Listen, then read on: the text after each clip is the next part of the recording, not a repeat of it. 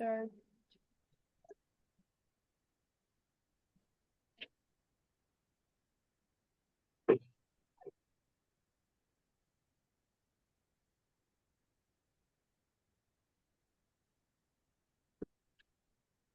I'm going to start my sharing the screen.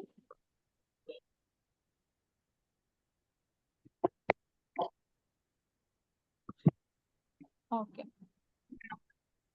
So again, welcome everyone to today's session of ASSCC Mock 1. First of all, let's get a short overview about the ASSCC part. Okay. So before that, what are the things we should keep in mind before exam? There will be 3 stations in our part B OSCE exam, and we will get 1 minute to read the STEM outside the examiner's room. And after that, you will enter into the room, and there will be an examiner sitting on the chair, and you have to ask some questions, and you have to answer within 9 minutes. Okay. Okay, so now we should actually all have a basic idea about the mark distribution. According to RCS, they put 3 stations, and each stations will carry 20 marks. Let's see which domains they tested us. There are actually 3 domains, okay? Clinical knowledge and its application, clinical and technical skill, and about your professionalism. Okay, so we can see that there is the maximum 12 marks in our clinical knowledge and its application. And in your technical skill, there will be 4 marks, and your professionalism, there will be 4 marks. So total 20 marks in each station. One station will be about critical care management. Another station will be about on interpretation of clinical data. They will provide you some charts or some data to interpret. Okay. And lastly, there will be another station which will be on interpretation of lab and data visual. Like they will show you some pain scale, and you have to tell that is it mild, moderate, severe pain or not, like that. Okay, that is called data and visual analysis. Okay, so we can see already 10 people are joining us. So let's start the practice session. Before that, let me on the timer, please.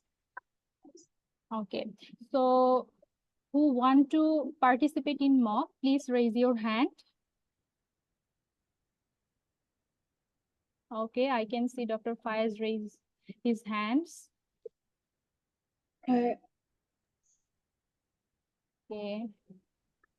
Who is next? Please raise your hand. Dr. Pooja, thank you so much.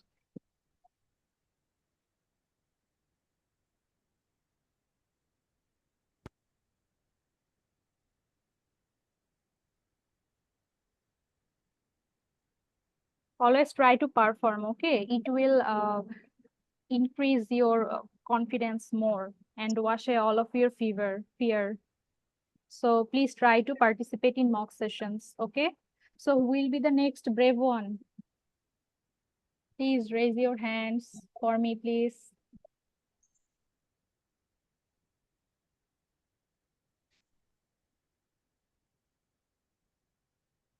Okay, Dr. Faiz, Dr. Pooja.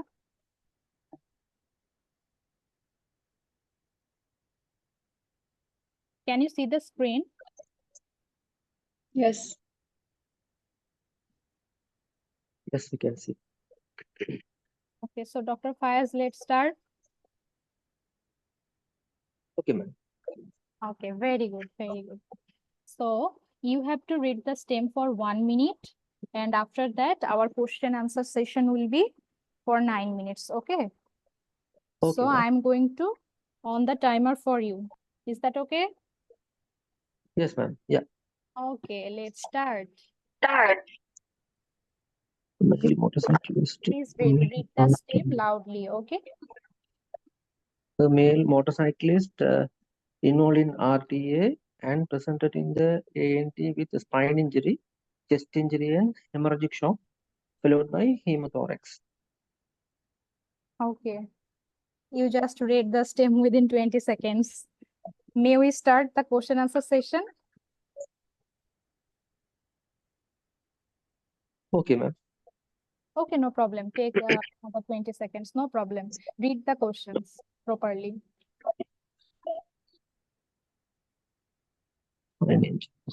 Just hemorrhagic shock followed by hemothorax.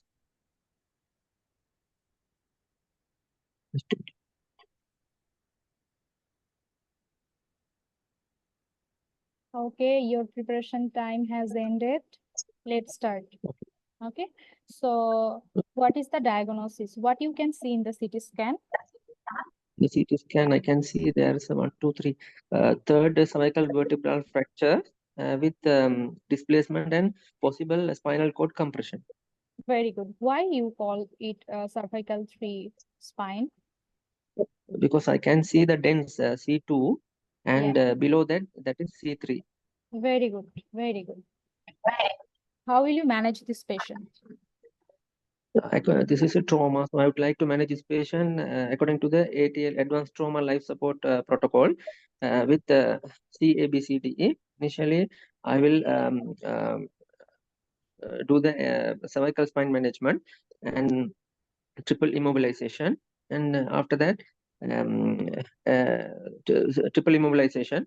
For that, two sandbag and hard cervical collar and the tape, and after that airway management. The airway management, look, listen, feel. I will look the patient, in the patient um, having any foreign body in the mouth or secretions, or patients having any abnormal sounds, stridor. Um, then uh, and I will listen his breathing with my cheek. And for that, if there is any foreign body or any secretion, I will remove the foreign body with Magill forceps, and I will remove the secretions with Yanka sucker, and and I will do the jaw thrust for the patient to stabilize the airway, and the breathing. I would inspect the chest for the inspection, and chest wall movement, and any flail segment, any penetration injury. And in the palpation, I will see the chest for any surgical emphysema, any chest wall expansion. And Okay. in percussion, I will look for any hyperresonant sound, and in auscultate any added sounds, such as in pneumothorax. And in the ARBC circulation part, um, and I will measure the saturation. After that, I will go to the circulation, and in the circulation, I will gain 2 IV cannula access, and start as soon as possible a blood transfusion if he's in already he's in hemorrhagic shock. As before, until blood available, I will start with IV crystalloid, and take blood for allocate blood for DT and other basic investigations, and I will catheterize the patient, possible CV line to monitor the CV IV fluid balance, and Oh, input output chart, okay. and catheterize the patient. Okay. Okay. Thank you. And And what is for D and E? Just say the name. T and exposure, and D for disability. Yeah. Here I'll assess the Glasgow coma score, Yes. and E for exposure, log roll the patient, and I will inspect the patient. Okay. Okay. Now define shock. Shock is a acute circulatory failure lead to tissue ischemia, and tissue hypoxia, and acidosis, and circulatory failure. Okay. Okay. What are the types of shock? Shock can be categorized in the hypovolemic shock due to bleeding, dehydration, and other one is cardiogenic shock, and obstructive shock, and distributive shock. Distributive shock, there are septic shock, anaphylactic shock, and septic shock, anaphylactic shock. Uh, Okay, no problem. Then classify hemorrhagic shock. Classify, there are four groups we can classify in the hemorrhagic shock. Okay, Grade 1, 2, 3, and 4. okay. Grade 1 Just less say than the 15%. just say the percentage of blood loss. Okay. Less than 15% grade 1, 15 to Okay. 30% grade 2, 30 to Okay. 40% grade 3, more than 40% grade 4. Okay. Thank you so much. Now, what is the difference between spinal and neurogenic shock? Spinal shock occurs due to acute spinal injury. Um, um, Below the level of spinal shock, the acute spinal injury, there is bradycardia and hypotension. And neurogenic shock is due to that uh, um, there's a there is a loss of sympathetic loss, and unopposed action of parasympathetic leads to vasodilation and hypotension and bradycardia. Below in the spinal shock, bulbocavernoid reflex is preserved, and Okay. below the level of injury, there is a loss of uh, reflexes and sensory, and it will persist for days, days to week. That neurogenic shock, it will persist for months, and mm, uh, that's all. Okay, no problem. And what are the agents we are giving in case of neurogenic shock? Neurogenic shock, mainly that unopposed action of parasympathetic action. So I would like to give vasoconstrictors such as noradrenaline and noradrenaline. It will cause vasoconstrictions and increase the venous return and increase the blood pressure. Another agent, you know? Vasoconstrictor and inotropes. Not anotropes. Peripheral Another vaso. vasoconstrictors like And one is a phenylephrine. phenylephrine. Yes, and Phenylephrine and noradrenaline. okay, and Phenylephrine, noradrenaline. it starts with D. Dopamine. Yes, dopamine. Dopamine. Yes, Okay. dopamine, phenylephrine hydrochloride, and also norepinephrine. Okay. Okay. Okay, ma'am. So, what are the incomplete spinal cord syndromes?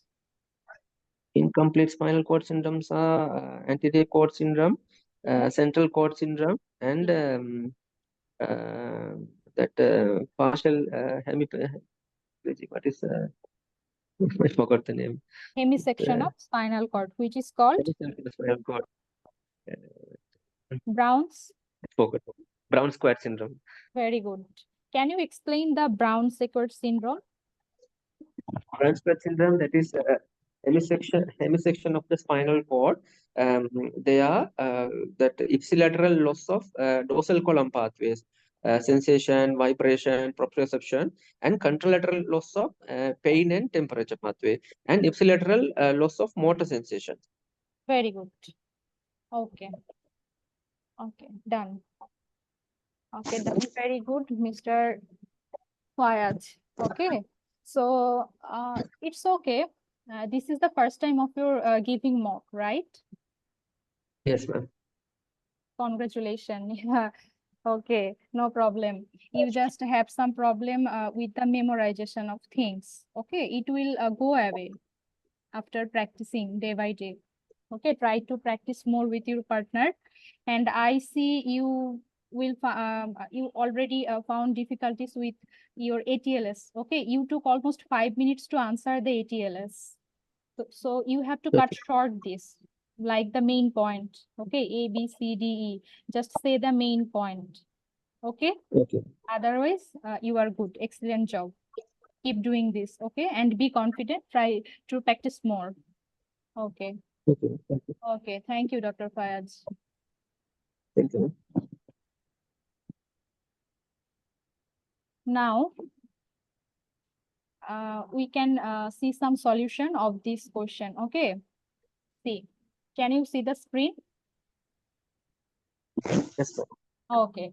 So let's see the answer. This is the CT scan of C3 spine fracture with cord compression. Okay, and why C3? Dr. Faiz has already told that there was odontoid process above and the fractured body of the cervical spine was below. Okay, and management will be according to ATLS protocol. I will say later how you should tell the ATLS in your exam. Okay, by doing ABCDE approach. Next, definition of shock, it's okay. And types of shock, you can memorize the types of shock by this H code. Okay, you will not forget in your exam. What is H code? H for hypovolemic shock, C for cardiogenic shock, O for obstructive shock, D for distributive shock, and D for endocrine shock. Okay, and see the examples. Hypovolemic shock includes hemorrhagic and non-hemorrhagic. Can anyone say what are the examples of non-hemorrhagic hypovolemic shock? Dehydration. Yes, Dehydration, dehydration. diarrhea, due to diarrhea, vomiting. Yes, third space, that means third space, fluid loss. Okay, very good. Now, see the cardiogenic shock, MI, arrhythmia, myopathy. In case of obstructive shock, there may be cardiac tamponade, tension, pneumothorax, okay, pulmonary embolism sometimes. In case of distributive shock, the examples are septic shock, anaphylactic shock, neurogenic shock, and systemic inflammatory response syndrome, right? And there are some other causes like thyrotoxicosis or Addison's disease. These are in the others cause, okay? Okay, so let's see the next slide. What is the difference between spinal shock and neurogenic shock? See, how you will, you have to answer it in the exam. Try to remember the features first, like definition, mechanism, pulse, BP, motor, reflex, timing. Okay, try to memorize this section first, like this: definition, mechanism, pulse, BP, motor, reflex, and timing. Okay, after that, you should read the description. Okay, in case of spinal shock, there is immediate loss of total power. Okay, and in case of neurogenic shock, see, below the level of injury in case of spinal shock, but in case of neurogenic shock, there will be total loss of sympathetic signals, right? We all know the mechanism. And pulse, BP, both are safe in case of spinal and neurogenic shock. Bulbocavernous reflex, in case of spinal shock, absent, and in case of neurogenic shock, it is variable. And both timing are same, 48 to 72 hours after the injury. Okay. Now, what are the spinal cord syndrome? Many of us actually face difficulties answering this. Okay, so I try to make it easy for you. Okay, just in a one slide. Try to read the or memorize the picture first. Okay, if you can memorize the description with the picture by collaborating with picture, okay, it will give you more permanent memory. Okay, so here we can see a spinal cord section, right? This is the central portion, this is the posterior portion, and this is the anterior portion. And we all know about three tracts. These are the posterior tract, this B and C is the lateral tract, and this C is the anterior tract. Okay, so posterior tract is tract of Galls and Burdak. Next, lateral tract is spinothalamic tract and corticospinal tract. So their function we will read in next slide, no problem. So let's see, in central cord syndrome, what happened? Motor loss in upper extremity, lower extremity. Okay, and what is the cause? Hyperextension injury. Okay. Okay, so anterior cord syndrome involvement is, see, this red portion. Okay, so which tracts are gone? See, this spinothalamic tract and corticospinal tract. Okay, so see, what are the clinical features? Paraplegia, as the corticospinal tract is gone, so there will be paraplegia, and also there will be bilateral loss of pain temperature. Okay, so what is the cause? Mostly cord ischemia. Okay, now Brown-Sequard syndrome. See, hemisection of the spinal cord. So what tracts are gone? See, tract of Gall and Burdak, Next, spinothalamic and corticospinal tract. So we all know the function of this tract, right? So that function will lost. Ipsilateral motor and position sense loss because of this gall and burda and corticospinal tract. And what does the spinothalamic tract? It carries the pain temperature of the opposite side. So loss of contralateral pain temperature. And what is the cause? Penetrating trauma. That's it. Okay. So next slide, we can see the tracts, corticospinal, spinothalamic, dorsal column, and also the location. See, we already read that, right? You won't forget this in your exam. Okay, I hope. So function, ipsilateral motor power is corticospinal tract. Next, spinothalamic tract, contralateral pain and temperature sensation. Dorsal column is ipsilateral position sensation. Okay, that's it. Okay, so who will be the next? Please raise your hand.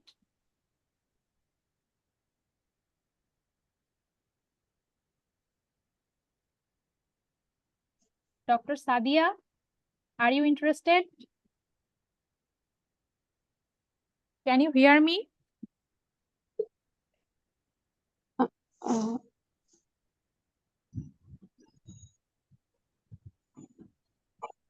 Hello. Please raise your hand who is interested. Dr. Pooja. Yeah. Yeah, are you ready? Yeah. Okay. Let me on the timer for you.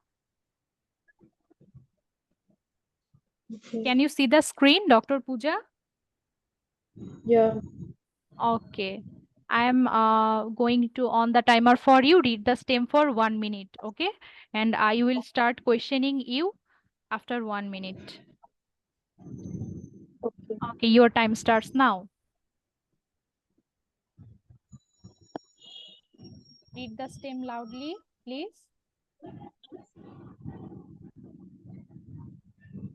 Burn victim, a diagram will be given. You have to calculate the burn surface area. A patient come to accident and emergency department after burning her chest, abdomen, and back with hot water. So okay. Okay.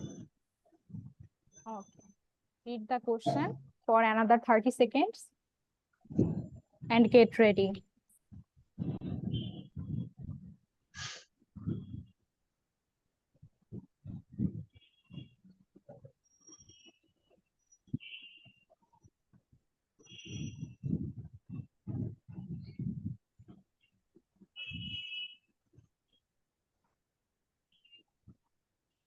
Okay, Dr. Pooja, can you see the timer?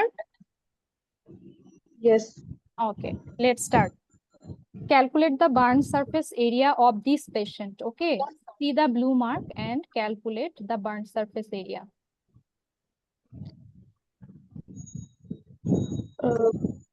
This is almost like, how can I calculate? Like these are not fully. He's telling like whole of the thorax and whole of the Fully. full. Okay. Okay. Let me search calculator.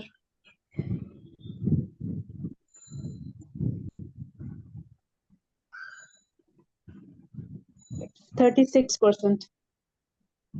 Very good. Very. Yes. How do you calculate these rules? Which rules are you following? This is Well's rule of 9 that I'm following. Very good. Do you know another rules? Yeah, wound and border chart, and that 1% rule that your palm of hand is equal to 1% of the surface area of body. Very good. Very good. How will you manage this patient? I'll manage this patient according to the ATLS protocol. I start with airway and like if he's speaking well, airways patent, then I'll move to breathing, and we'll see whether the patient is look for any asymmetrical chest movements, feel for any emphysema or and percuss it for and auscultate it for any decrease in breath sounds. And then I'll move to circulation. I'll cannulate the patient past 2 large bore IV cannula, and then we'll calculate the fluid and we'll start giving him.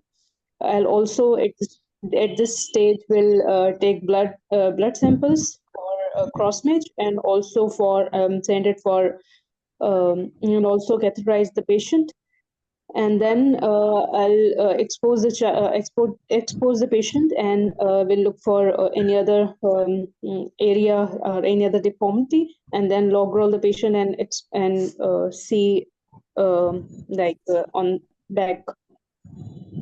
Okay. And then if all the things are okay, and after that I'll do my secondary survey. Okay. Okay. So, when do you think the resuscitation is completed? What will you measure?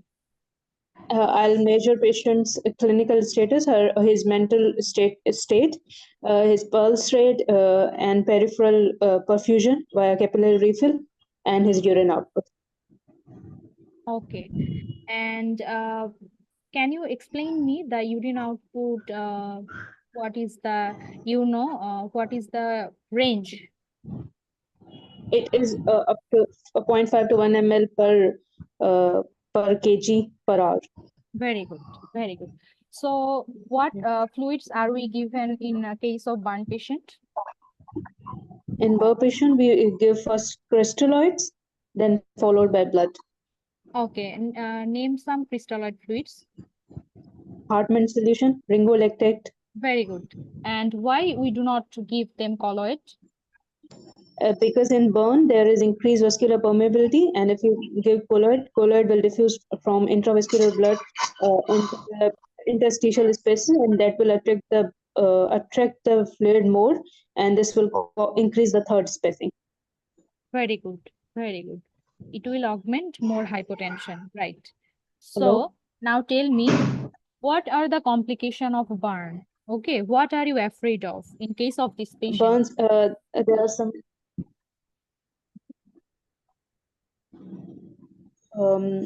in case of this patient, like he has a large surface area burn, so immediately there is chance of hypothermia, hypotension, hypoperfusion, and there will be decreased urine output, and the patient may go into hypovolemic shock. So these are the immediate complications that Okay, is that there any I'm problem of afraid of. hematological system? Is there any problem with hematological system? Yeah, there will be dehydration, so there will be increased hematocrit, and also in case of burns, there can be DIC. Yes, very good. There may be coagulopathy. And in case of lung, is there any problem with lung? Yeah, acute respiratory distress syndrome. Very good. Acute respiratory distress syndrome. And is there any chance of any infection? Yeah, and I have just told the immediate complication. Later on, there are like skin can be infected, and the patient will be immunocompromised, and Yes. so there will be chances of infection, Yes, respiratory, urinary. He will be catheterized, so urinary tract infections, yes. sepsis. Yes, that Yeah. one, sepsis. Until you tell the sepsis, the examiner will not complete your answer, taking your answer. Okay. So, would you please Okay. tell me the Parkland formula, modified Parkland formula? It's burn surface area into 2 into weight of patient. Very good. Very good. And now tell me, how would you differentiate that the patient has superficial or deep burn? The superficial burn in appearance will be if it is partially there can be blisters, it will be pink, and there will be pain. While in deep burns, they are hard, they are leathery, and their appearance is they are not pinkish, they are leathery, and the pain sensations are lost. Okay. Another things? Another I can't difference? remember. Whenever you press over the burn, is there any differences? Yeah, in superficial there will be a rapid capillary refill, while in deep burns there will be delayed. Yes. No, Capillary filling, which is called blanching. Okay, blanch on pressure. blank. Right? In case of Okay. superficial burn, there will be blanch on pressure, and in case of deep burn, there will no blanching on pressure. Okay. Great. Yeah, okay. Great, Dr. Pooja. You have to practice more. Okay. Yeah. Is this your first time giving mock? For knowledge part, yes. Okay, no problem. It will go away. Okay. Yeah, after Mm. practicing, your fluency will come. Excellent job. Okay. So be confident. Okay, you are on right track. Just practice more. Don't afraid. Okay. Okay. Yes. So I'm now stop the timer. You answer all the question within 9 minutes. Thank you very much. Thank you. Okay.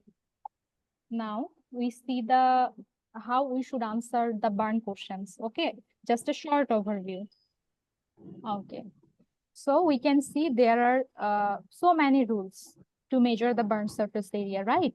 But we basically follow the Wallace rules of 9, and other formulas are Lunt and Browder rules.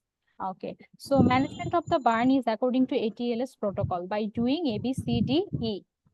What is for A? We will look for if there is any airway burn, if there is any laryngeal edema, or if there is any signs of inhalational injury. Okay. And consider intubation in case of edema, because if laryngeal edema is present, then the patient can take breathing. Okay. So what for B? Check adequate ventilation and exclude all full thickness chest burn, which can hamper the chest expansion. Okay. Okay, so what is for C? C for circulation. You tell the right answer that open to wide bore IV channels, then start fluid resuscitation. Okay. When will we start fluid resuscitation? In case of adult, if the total burn surface area crosses more than 15%, and in case of child, if the total burn surface area crosses more than 10% of total body surface area. In that case, we will start fluid resuscitation, and our choice of fluid is crystalloid only, which is Hartmann's or Ringer lactate solution. And we can see here the Parkland formula 2 to 4 ml. Usually we now give 2 ml to prevent fluid overload, and we only use 4 ml equation in case of electrical burn. Okay. And we give the 50% of the fluids in first 8 hours and next 50% in next 16 hours. And how will we monitor this urine output? By this end urine output, this is our end point of resuscitation. Okay. And the measurement is C 0.5 to 1 ml per kg per hour in case of adults. Okay. And remember, TBSA is total burnt surface area. Do not ever tell total body surface area in your exam. Okay. Be careful. Okay, so now next, how will you monitor the adequacy of your fluid therapy? Okay, see, we can see here some, some things like cardiac index. What are included in cardiac index? We can measure the cardiac index by pulse, BP, urine output, capillary refilling time, and peripheral warmth, etc. Okay, and also mental status. Now, CVP, central venous pressure. This is very important.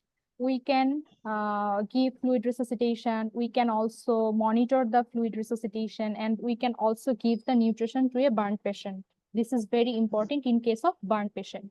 Next, we can measure the core body temperature and also hematocrit count. Okay.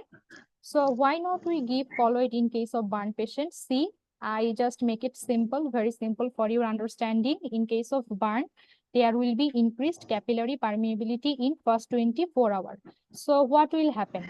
Colloid will go into the extravascular space, and then what will it do? It will draw more water from surroundings, and there will be paradoxically augmentation of third space, which will lead to more hypovolemia. Okay. Okay, so what are the complications of burn? Okay, see, I make it simple. Burn shock. Okay, there may be hypovolemic shock. Why there is hypovolemic shock? As we all know, in case of burn, there is loss of skin occur. So plasma loss will be occurring following the loss of skin. And also there will be third space fluid loss. And next is sepsis. You can remember it by 2S. Okay, shock sepsis. Then lung system. Okay, pulmonary system. What will happen in pulmonary system? ARDS. Then in case of kidney, there will be two complications. In case of kidney, there will be two complications. What two complication? Renal failure. Why renal failure? Due to myoglobinuria. That's all. In exam, you don't elaborate all the things. Just just tell the main point. Okay. Okay, so in case of kidney, there will be two complications. One is renal failure and one is electrolyte disturbance. What electrolyte disturbance? There will be hyperkalemia, hypernatremia, or hyponatremia, or hypocalcemia. Next, in complication with hematological system, there are two complications. See, coagulopathy due to DIC or hypothermia, or hemolysis leads to hemoglobin urea and anemia. So, is not it that simple? Just shock sepsis, pulmonary system, ARDS, two complication with renal system, and two complication with hematological system. Just read, try to memorize things like this. Make a visual memory, okay, so that you can answer within short time in your exam. Okay. Okay. So Dr. Pooja, can you hear me? Yes. Okay. Yeah. You please tell me the complications again for me.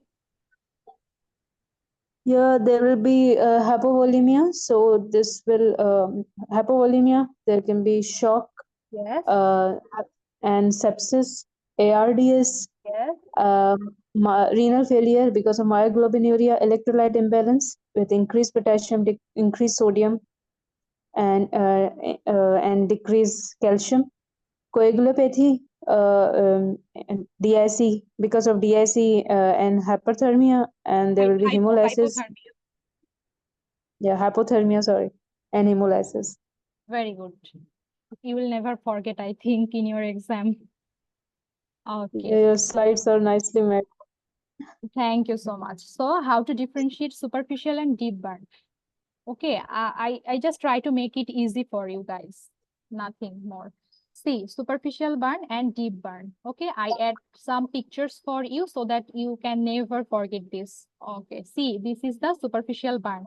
What is this? Blistering and surrounding skins.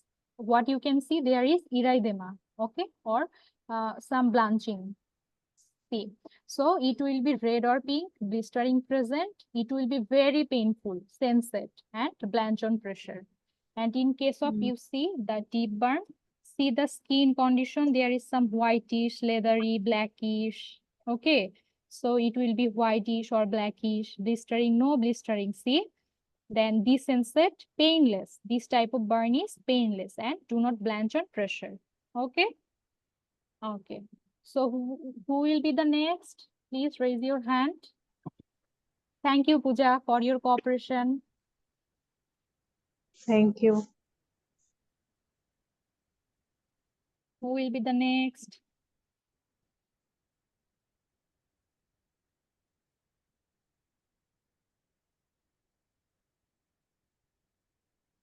Okay, I can see Dr. Tanfi Rahat Joy, Dr. Inora.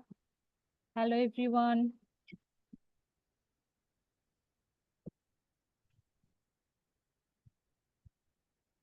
Dr. Mustaq Khan. Okay, Dr. Fayaz again raised his hand. Okay. Okay, Dr. Fayaz, no problem. Okay. Yeah. Okay. Start. Okay, I will on the Okay. time. Okay. A Can you see patient the presented screen? with respiratory distress Okay, after burn examination is. Yeah, I can see. okay. Read the stem loudly for me, please. A patient presented with respiratory distress after burn on examination. Nasal hair burn. His oxygen saturation is not improving after giving oxygen. Respiratory distress after burn. His nasal hairs are burnt. His oxygen saturation is not improving after giving oxygen. Okay, ma'am. Okay, thank you so much. You have preparation time for another 20 seconds. Okay.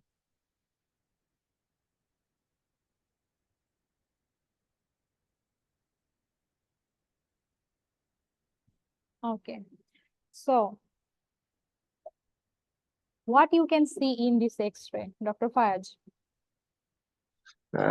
This is chest X-ray. I can see bilateral diffuse infiltration. It's suggestive of acute respiratory distress syndrome or pulmonary edema. Oh, okay. Okay. Don't say pulmonary edema at first place. Okay. Okay. ARDS, the diagnosis is. Okay. Now, tell Okay. me the definition of ARDS. What is ARDS? ARDS is a acute respiratory failure in which acute respiratory failure refractory to the oxygen therapy leads to hypoxemia. In chest X-ray, we can see bilateral diffuse infiltration and Yes. pulmonary capillary wedge pressure is less than 18 millimeter mercury, and partial pressure of oxygen and F5 ratio is less than 300. That is the definition. Okay. Do you want to add another No, point? it's not responding to oxygen therapy. It is refractory to the oxygen therapy. Okay. Do you know about the Carico index? What is Carico index? Carico index, it is to measure the ARDS mild, moderate, severe. We can categorize by using Carico index. Berlin's criteria, no, ma'am? Carico. No problem. That is the Berlin criteria. Okay, no problem. Whenever you don't remember any question, okay, in your exam, you will say to the examiner that, sir, I will come back later. Okay, no problem. Okay, Okay. I will Do come not back give later. any wrong answer. Try to say, I will come back later. Sir, I want to come back later to this question. Okay. And after I that, want to come back later. whenever all the questions are ended, they will again ask you the question.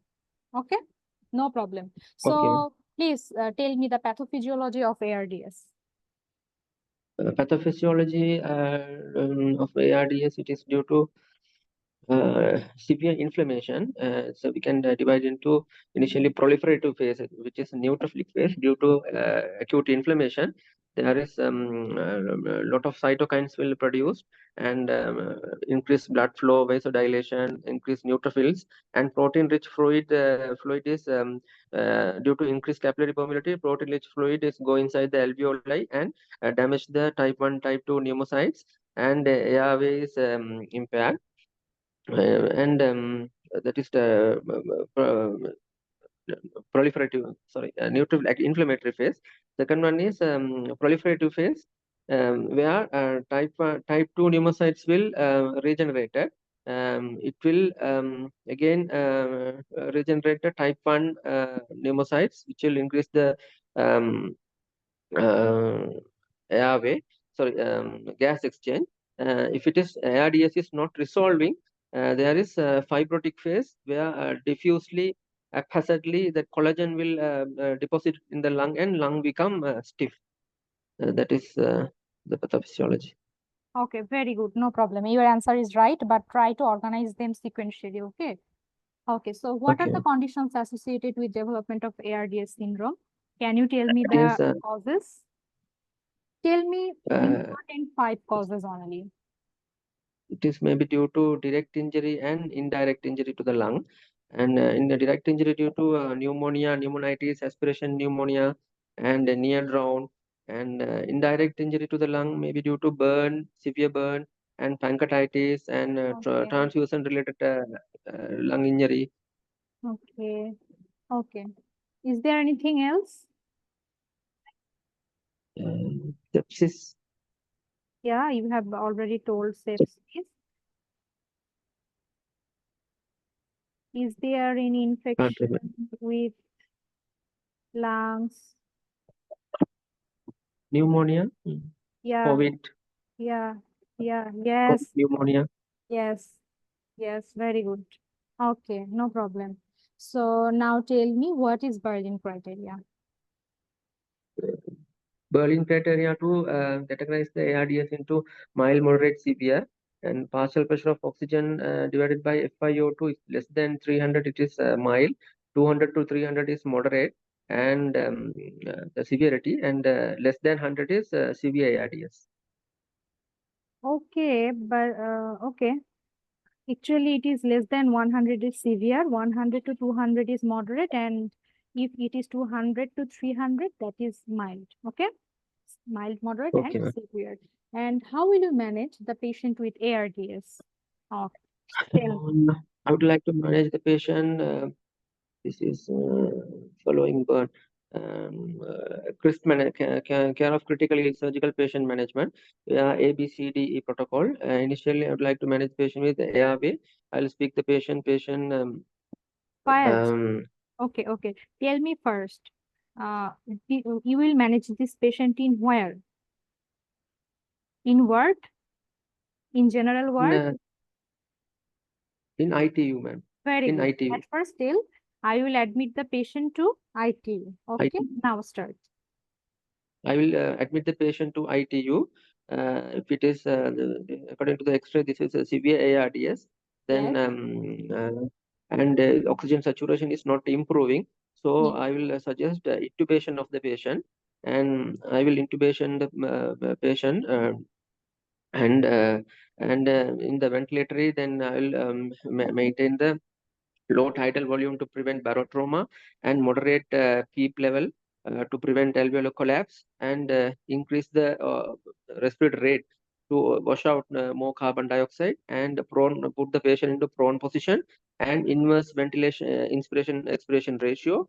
And if it is not improving, you can suggest the ECMO, and we can start IV antibiotics according to the local trust policy, and and we can give steroid to reduce the inflammation, and for that employed steroids. And um, I'd like to manage the patients with probably insert a CV line to maintain the fluid balance, and catheterize the patient, and strict input-output chart, and maintain the nutrition with probably with the total parenteral nutrition, and DVT prophylaxis you have to give. Um, uh, that's all. Okay. Okay, thank you very much. Now tell me, what are the long-term sequelae of ARDS? Long-term sequelae. Patient might end up in a lung failure, um, lung fibrosis, lung failure, and post-traumatic stress syndrome. What? Post-traumatic? Post-traumatic stress syndrome, No, PTSD. not here in case of ARDS. Okay, tell the another complications. Lung failure, lung fibrosis. Is there any pulmonary hypertension? Chance of pulmonary hypertension? Chance of pulmonary hypertension, yeah, Okay. pulmonary hypertension. Okay, and also there will be decreased lung compliance.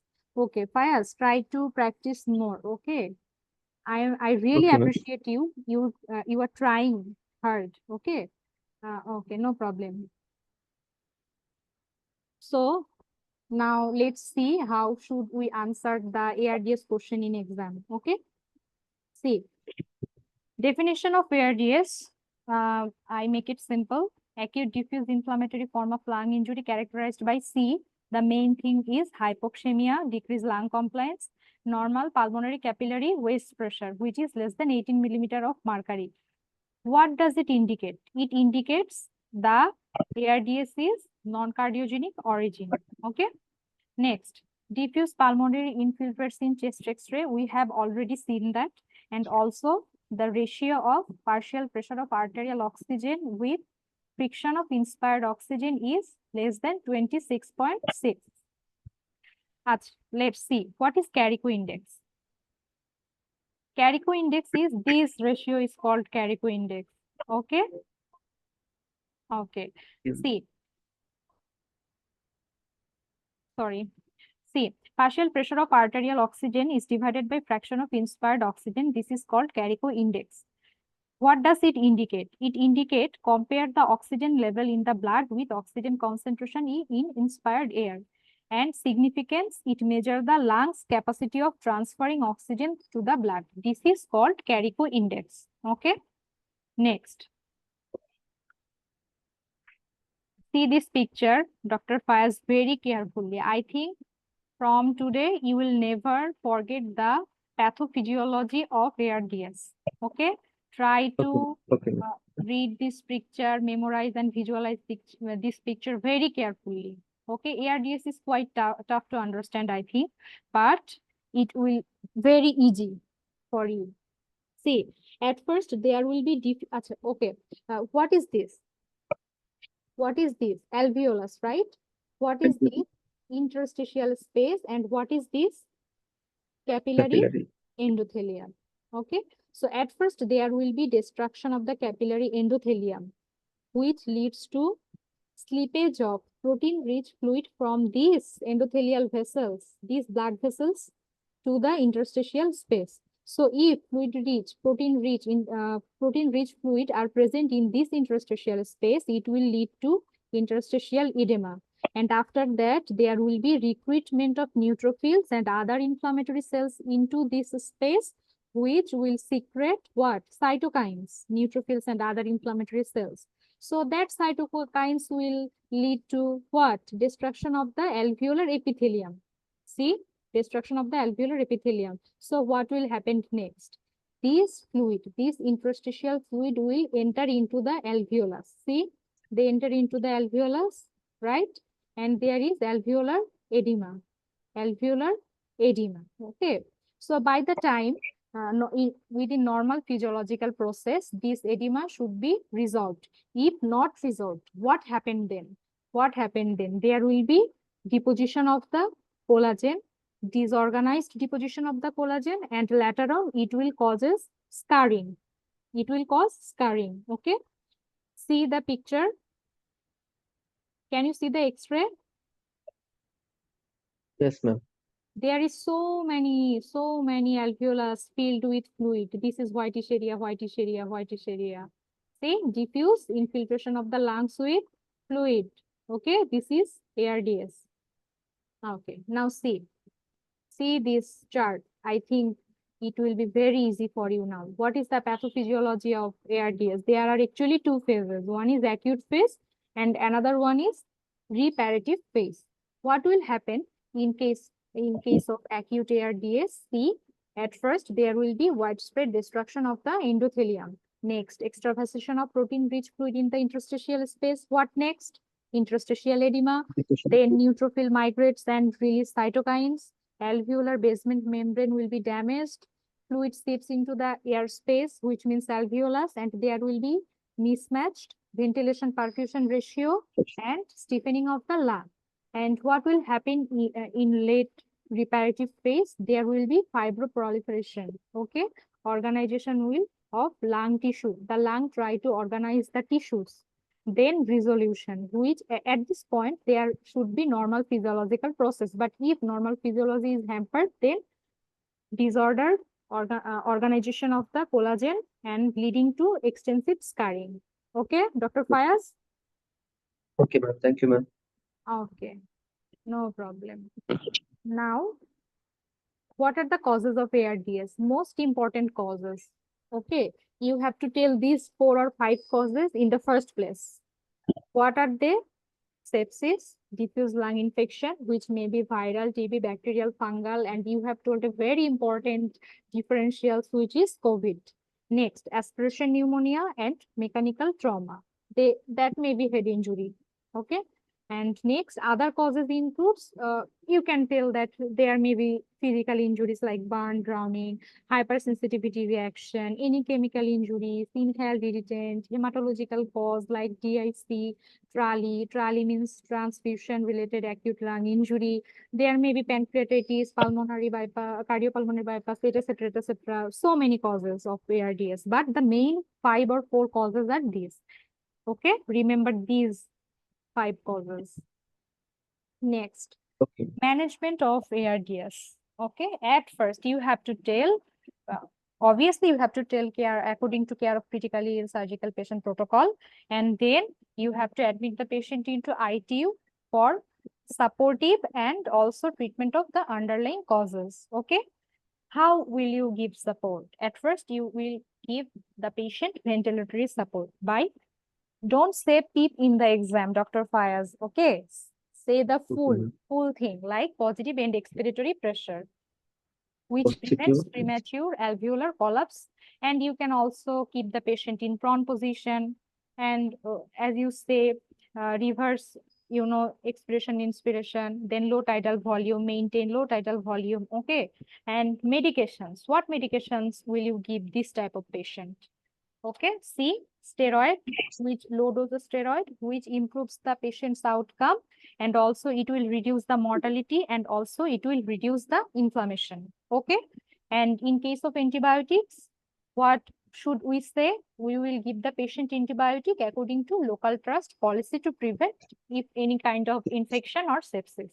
Next, fluids, replacement. Replacement of the fluid should be done carefully so that overloaded don't make it fluid overloaded. Okay, if circulatory failure is present despite hydration, then low dose dopamine or dobutamine. If circulatory overload, then consider IV furosemide. Make it simple. Okay, in your exam, try to give your answers very simple.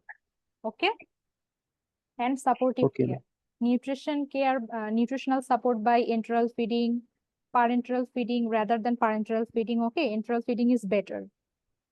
Then low molecular weight heparin to prevent thromboembolism, and also proton pump inhibitor to prevent ulcer.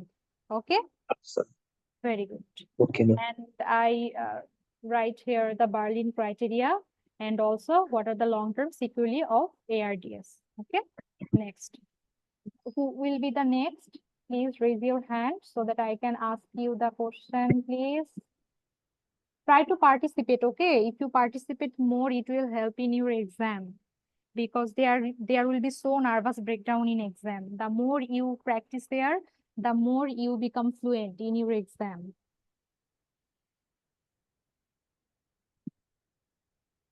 Who will be next? Please unmute yourself and say yes.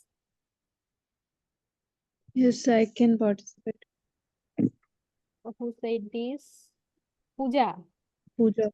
Yeah. Okay, no problem, Pooja. Try another. Okay. Okay. So, can you see the screen? Yeah. Yes. Okay. So the timer is on. Read the stem loudly. Patient present after RTA with hypotension, chest pain, and abdominal pain. Comment on this X-ray. Okay, no problem. Comment on this X-ray. What you can see in this X-ray, Dr. Pooja. So, first of all, I look for the name of the patient and date. And this is an X-ray chest of the patient. And I can see, and on the left side, I can see that the trachea is slightly deviated towards the right side, and right lung is visible with cardiophrenic, costophrenic angles are very visible. But on the left side, costophrenic angle is disturbed, and I cannot see clearly, but it can be a rib fracture, and there is air outside from the bony cage into the soft tissues, so it's probably a subcutaneous emphysema. Very good. So the main three things are, there is, what is this? This arrow. This is, I think, lung tissue. What is this? These are ribs. There's fracture of ribs in this. Very good. There is fracture of ribs. And what is these yellow markings? These are showing air in subcutaneous tissue. Very good. Surgical emphysema, right? Okay. So, Yeah. and this lung, what is this condition is called? A pneumothorax. Very good. Very good. Yeah. Okay. So how will you manage this patient's airway and breathing? So for airway, first of all, I'll speak to the patient and look for any edema or any noisy breathing. Listen for noisy breathing, and then if patient needs intubation, he cannot speak, I will intubate the patient, and I'll immobilize the cervical spine. And for breathing, first of all, I'll put my ear towards the chest of patient and look for any noisy breathing. I will palpate the patient is the patient is suspecting having subcutaneous emphysema, so there will be crepitations on palpations, and then I'll auscultate, and after auscultation is the patient, I'm suspecting a left-sided pneumothorax, so I'll first of all decompress with needle thoracostomy and fifth intercostal space on the left side, and then followed by chest tube thoracostomy. Okay. Would you please say where will you do this needle thoracostomy? Because the patient is having the left-sided pneumothorax, and it's compressing the trachea towards the right side, so it's tension pneumothorax. If I do not relieve the air from the chest cavity, there will be hypotension, and the patient may go into shock and death. Very good. And where will you do this? I mean, this needle thoracostomy. Where is the site? Where is the site? Side is in the left, on the left side, and left mid axillary line, and fifth or fourth intercostal, between fifth or fourth intercostal space. Very good, in very good. And followed by? Tube thoracostomy. Very good, very good, very good. How will you manage the circulation of this patient? Circulation, I'll pass 2 large bore IV cannula, and then and assist the patient capillary refill. I will assist the patient BP, and then give him the crystalloid. I'll give him bolus, like 500 ml in half an hour, and then I'll assist the patient circulation, his consciousness state, his pulse, his BP, and his capillary refill, and also I'll catheterize the patient to measure the urine output. Okay, So this will help me. okay. And how will you monitor the response? I'll monitor the response with patient's GCS, his consciousness state, his pulse, his capillary refill, his blood pressure, and his urine output. Very good. And after that, can I say CVP? Yes. Tell, more tell. Yeah, but when I have and if required, I'll pass the CVP and measure the central venous pressure, pressure via that. Okay, very good. What can you see in this CT scan? In this CT scan, I can see that there is there is a fluid around the spleen and also around the liver. And there is a tear in liver also that's going towards, like, it can be grade 4 or 5. Okay. See, this is the tear in the liver. Yeah. You know, Liver. you can see that Yeah. the liver is divided into 2 parts. Okay. Yeah. Okay. So what CT But scan? I can start with Yeah. This is a CT scan abdomen axial view of this patient. I will first confirm the name, age, and then I will I can see this is an axial section that shows liver, and the other solid viscera like kidney. Left kidney is visible and it's normal. Vertebra is normal. Aorta is visible. There is perisplenic fluid. There is perihepatic fluid, and there is tear in the liver. Very good. Very good. The answer should be like this in exam. It will carry more marks. Okay. So what CT scan was good test for this patient? In previous scenario, the patient was hypotensive, so no, because going to CT scan when the patient is hypotensive can be disastrous. The patient may go into hypovolemic shock and done that. So what should we do this for this patient? Then we should do fast focus ultrasound scan Of? of Say the abdomen. No, T means abdomen. What is fast? Focused abdominal sonographic tomography. No. Okay, no problem. I'll say it later. So how will you manage this liver tear? I'll first of all see patient condition, if he is as I have managed this patient according to the ATLS, I have stabilized the airway, breathing, and circulation. I'll give him the bolus, and if the patient improves, his blood pressure improves, his tachycardia resolves, and he has good urine output, and I'll check his hemoglobin also. I'll check his abdomen, whether the abdomen is tender or not.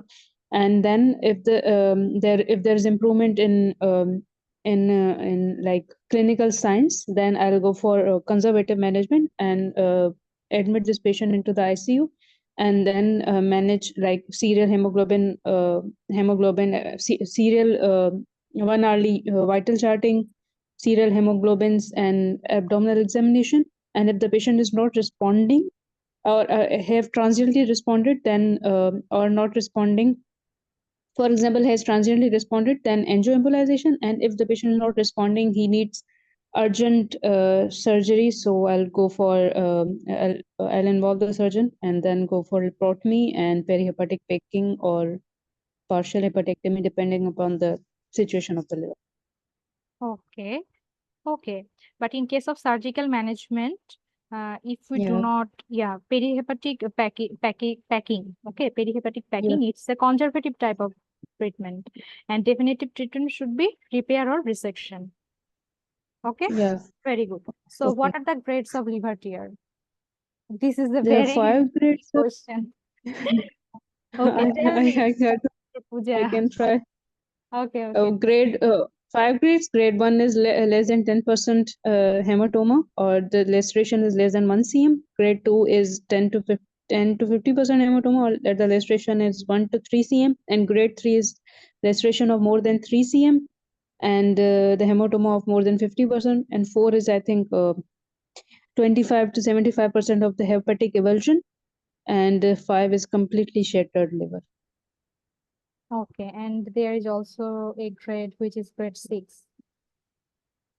What is that? I can't remember. Complete hepatic avulsion. Vascular or hepatic avulsion is grade 6. Okay. Okay. Okay.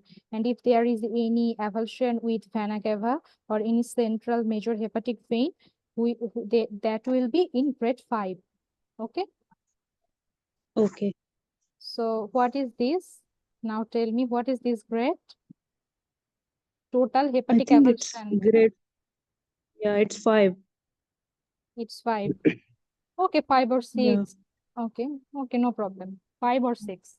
We can differentiate it properly. Okay, okay, no problem. Mm. So now see the answers. Okay. Okay, thank you very much. You completed it within 9 minutes. Very good. Okay. Very good, Pooja. Thank Well you. done. Okay, I again say you that if you do not remember any questions, please try to say Yeah. the examiner that I will turn back later. Okay. Do not give the Okay. wrong answers. Okay. So see, let's see. We all face some difficulties to answering ATLS, right? So how should we Yes. answer ATLS in exam in short? See this. Okay. Okay, this is a chart. This is a big chart, but I will make it easy. Okay? Okay, just give me 2 minutes. See, what is ATLS stands for Advanced Trauma Life Support, and what we do in ABCDE, these are the primary survey. Okay, if there is any bleeding present, in that case they added extra C. C means control external hemorrhage first, then ABCDE. Okay. Okay, so Dr. Fayaz, you have told, Dr. Fayaz, are you listening to me? Yes, ma'am, I'm listening. Yes, at first whenever you tell the ATLS, you told that C is for cervical spine protection. No, C is for the Yes. first C is for control if there is any external bleeding. Okay, and then airway. Okay. Try to tell the whole line. Okay, whole sentence, not just A for airway, B for breathing. Okay, try to answer like Okay. this. I will manage this patient according to ATLS protocol by doing A, B, C, D, E. A for airway and cervical spine protection, B for breathing and ventilation, C for circulation and control, again hemorrhage. You have to control hemorrhage twice. Okay, at the first place Okay. and here at the second place. Okay, next, D for disability and neurological control, and E for exposure and environmental control. Okay, now how should you say in the exam? At first, you have to say how will you assess the patient. Okay, how will you manage the patient in this column, and how will you monitor this patient? Try to read like this, okay, together. What will we do for A, airway and cervical spine protection? How will you assess this patient's airway? By doing this. Okay, at first, if the patient can speak, then secure airway. If the patient cannot speak, then look for any foreign body, look, listen, and feel. Listen for any abnormal breath sound and feel the warmth of the breath. Okay, easy like that.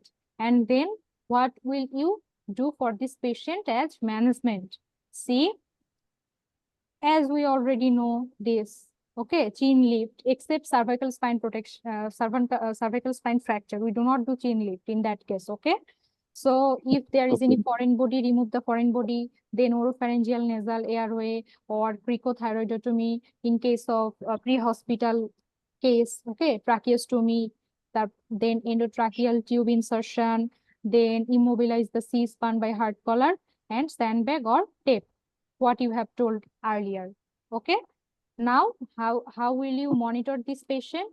Just speaking. If the patient can speak, nothing, you have to do nothing in case of airway, okay? What next? For breathing and ventilation. We all know the examination part of respiratory system, right? Inspection, palpation, percussion, and auscultation. Just easy like that. Say just in inspection, if there is an external injury, count the respiratory rate, and we will see the chest movement, if there is any paradoxical chest movement, or if there is any injury present or not, etc., etc. Then palpate the trachea and emphysema. Then percussion note, check the percussion note and auscultation, breath sound, or if there is any added sound, okay? And how will you manage this patient? Assessment, management, and monitor, okay? Try to remember like this. At first, we will assess, then manage, then monitor. How will you manage? High flow oxygen. If there is tension pneumothorax, then needle aspiration followed by chest tube insertion. And in case of open pneumothorax, just occlusive dressing, okay?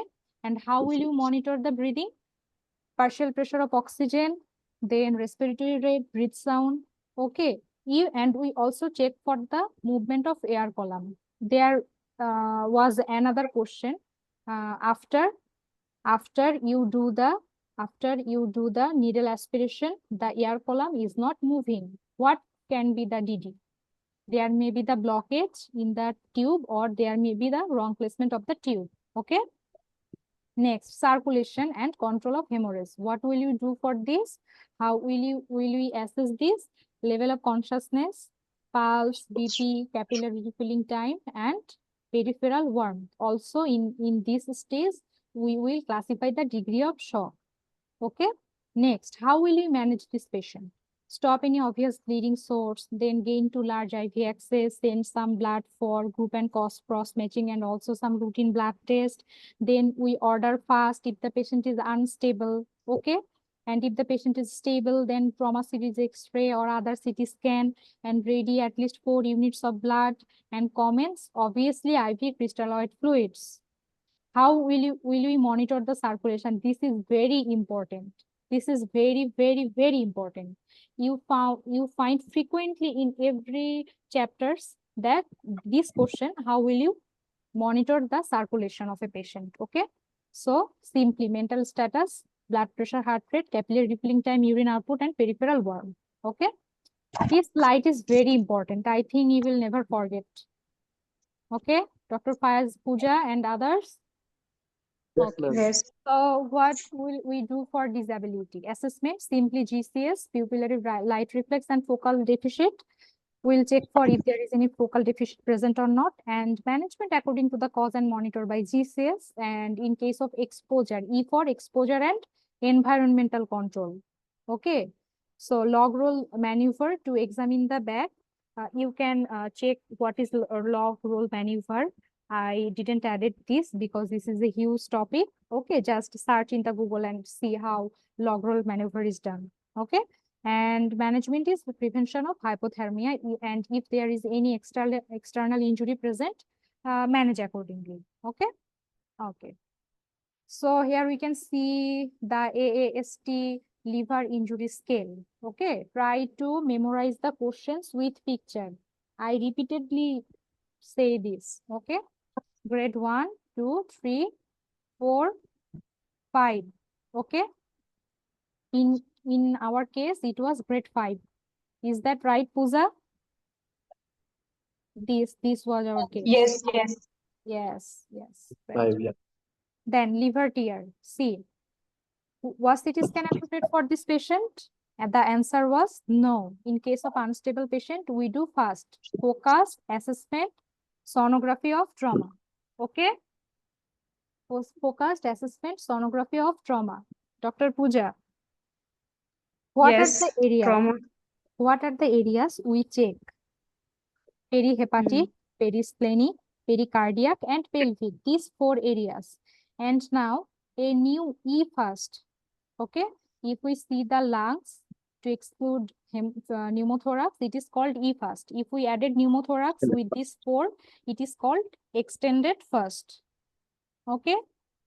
So management plan of liver tear is conservative or surgical. Obviously, we have to do according to ATLS protocol first in the first place. And after that, the definitive management is conservative by resuscitation, blood transfusion, and monitoring the improvement. And also surgical, we can do perihepatic packing, repair, or resection. Okay. So who will be the next? I can see Mian Naik, Mind Naing join with us.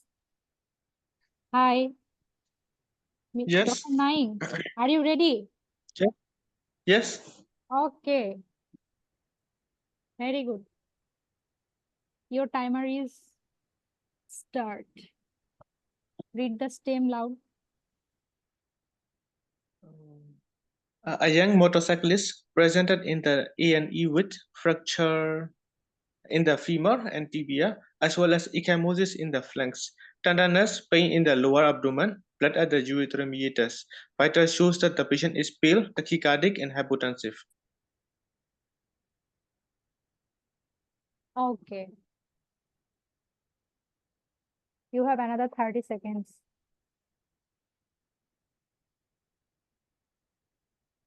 May we start? Yes, we will start. We can start. Okay. So what other injuries do you suspect? Urethra injury, bladder injury, and vessels injury. Okay. How will you manage the condition? I will manage according to the ATLS protocols, ABCDE approach, airway, breathing, circulation, disability, and exposure. Okay, try to tell the whole sentence, as I have told you earlier, right? Yes, it is airway. We will first speak with the patients. If the patient can speak, then No. Okay, I will tell you it later. No problem. Carry on. Suppose breathing is fine, what will you do for circulation? circulation. First, I will check the patient's conditions. Now Yeah. the patient is tachycardic and hypotensive, so I will give 2 IV lines with the white bore cannula. From one side, I will give the IV fluids. Another side, I will check for the blood investigation. Very And I will give yes, I will give a fluid rate of 20 ml per kilogram. And I will also request for the blood. I will also request blood for grouping and matching. And I will check the patient conditions according to the cardiac index. Very good. Very good.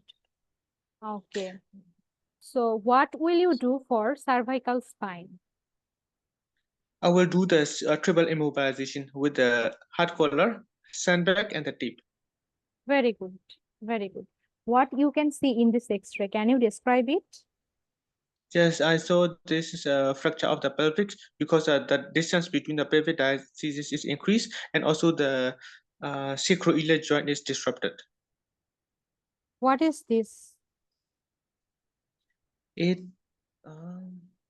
What is this tube? it is a suprapubic tube. Very good. Suprapubic catheter. Very good. Very good. Very good. And how will you manage this patient?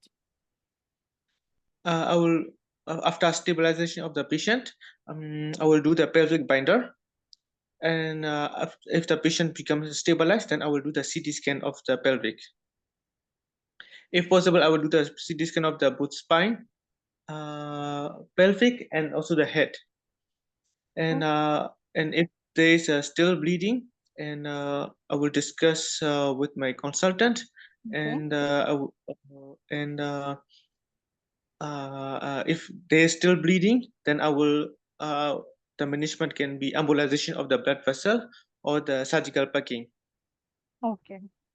Okay. And I also look for the other kind of injuries such as the perineal trauma or everything. Then I have to discuss with the general surgeons. Okay. Okay. And I will So, also give the tranisic acid. yeah, in pre-hospital stage, right? Okay. Yes. So what are the types of pelvic fracture? Do you know? According to the Young and Balkis classifications, there is a AP compression, lateral compression, vertical Okay, shear, and also don't mid say back. AP compression.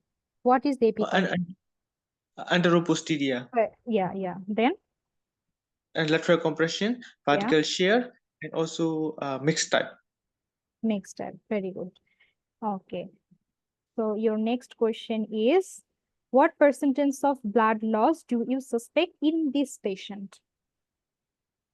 I need to get some information, such as it is more than stage 2 because the patient is tachycardic. Stage 2. Are you sure? More than stage 2. More than stage 2. Yes, because for that I have to know. See, here is fracture of femur. Here is fracture of femur, fracture of tibia. In case of Okay. femur fracture, there is already minimum 2 liter blood has been lost. And in case of tibia, already 1 liter of blood has been lost. So total, how many blood has gone? 3 liter. 2 liter, 3 liter. Yes. So 3 stage liter. 4. Minimum 3 liter. Minimum 3 liter. And also there is some bleeding within the abdomen, lower abdomen. Okay. So almost Yes. more than 3 liter blood has gone. That means it is in stage 4. Oh Stage yes. 4. Yes, stage 4. Yes. Okay, no problem. And then how will you manage this shock, this hypovolemic shock? Yes. I will give a white bore cannula on 2 white bore cannula. One I will give the fluid, and then I will get investigation from the another side, and I will do blood grouping and matching for this patient, and I will monitor according to the cardiac index, and if needed I will give the blood transfusion, and I will do the pelvic binder, and I will give tranexamic acid, and also if they still bleeding, then I will do the embolization or surgical packing of the patient. Okay, and what will you do in case of lower abdominal tenderness and pain? Then I will discuss with the general surgeon. For what? For laparotomy. Very good, Or that is the answer. Okay, no problem. Next, how will you monitor the circulation? the circulation according to the cardiac index, which includes the blood pressure, pulse rate, capillary refill time, urinary output, mandal status, mucous membrane status, and if possible, we will do the central venous pressure monitor. Very good. And what is indicate that blood in meatus? Injury to the urethra. Injury to the urethra. Very good. Which part of urethra? Membranous urethra. Very good, Mr. Naim. And what is the most common organ injured in the pelvic fracture? Apart from urethra, there is urinary bladder. Very good. How will you confirm? Anterograde cystourethrogram. And Retrograde uretrogram. urethrogram. Yes. Antegrade means from anterior to posterior. Okay. Yes. So how will you confirm? You have already told that. Who will you involve in this case? I will involve the urologist For suprapubic catheterization. can you do the suprapubic catheterization? No, I cannot do. A urologist has to do it. Very good. Excellent, Dr. Nain. Excellent. Now tell me the types of catheter. Condom catheter, Q-tip catheter, straight catheter, suprapubic catheter, three-way catheter, and Niletans catheter. And silicone catheter. Okay. Yes. Okay. How will you, okay, sorry. Now tell me the contraindications of Foley's catheter. Blood in the tip of meatus, perineal hematoma, or pelvic fracture, bleeding disorder, confirmed infection at the tip of the meatus, or high riding prostate during the digital rectal examination. Yes. Okay. Anything more?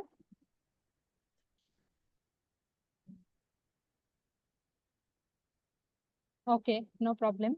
And what is the advantage and disadvantage of CT scan? You mean whole body CT scan? Yes, whole body CT scan. So advantage is we can early diagnosis and increase survival rate, but disadvantage is increased exposure to the radiation and also because cost. Cost, not The cost, cost cost will effective. be Yes. expensive. Okay. What is narrow pulse pressure? Narrow pulse pressure means systolic pressure minus diastolic pressure. Okay. And what are the causes of narrow pulse pressure? Narrow pulse pressure can be caused by hypovolemia and also aortic stenosis. Okay. Okay. Very good. Dr. Naim, you have completed your session within time. Okay. Okay.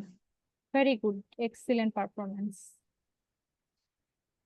Okay. You will definitely get, I think, 17 to 18 marks on 20. Okay. This is a very good Okay. mark. Very good mark.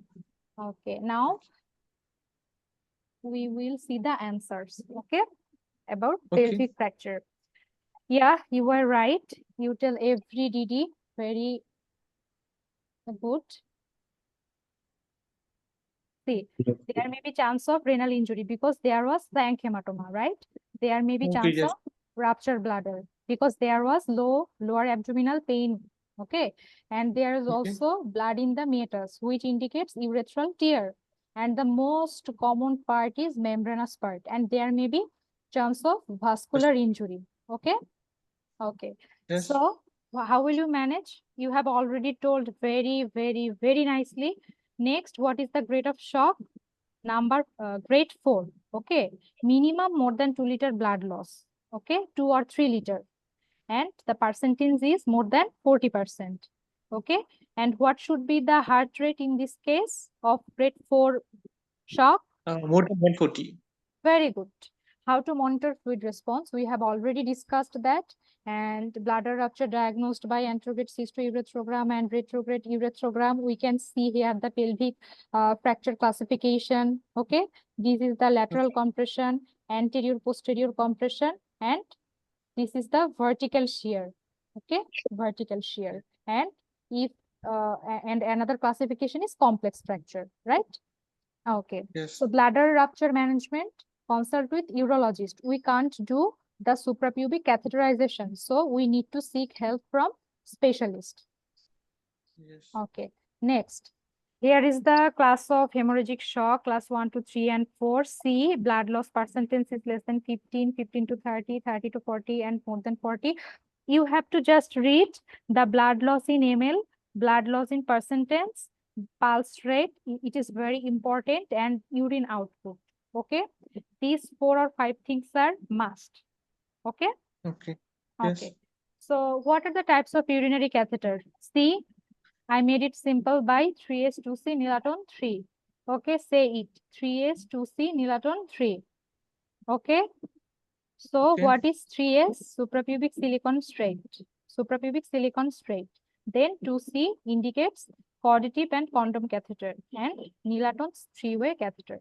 Okay. Okay.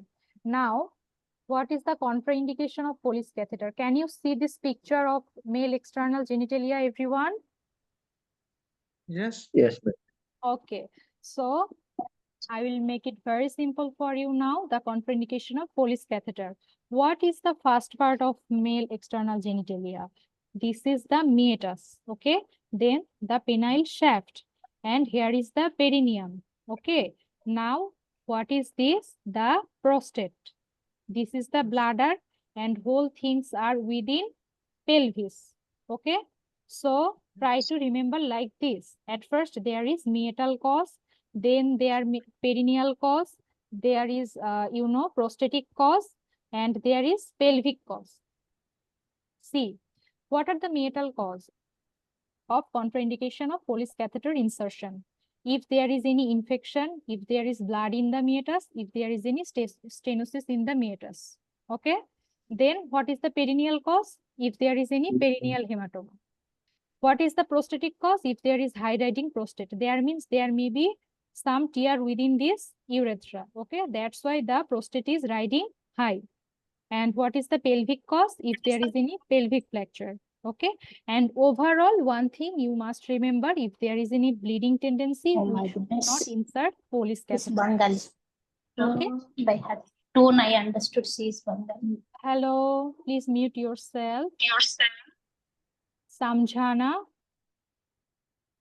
Thank you so much, Samjhana, for your cooperation. Okay.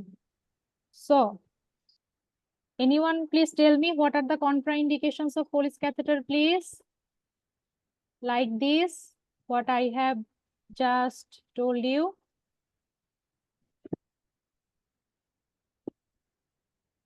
Anyone, no problem. You can tell by seeing this screen, no problem.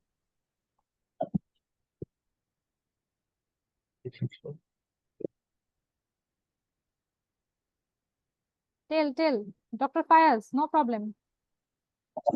Contraindications are in the meatus, there's a meatal infection and bleeding, meatal stenosis.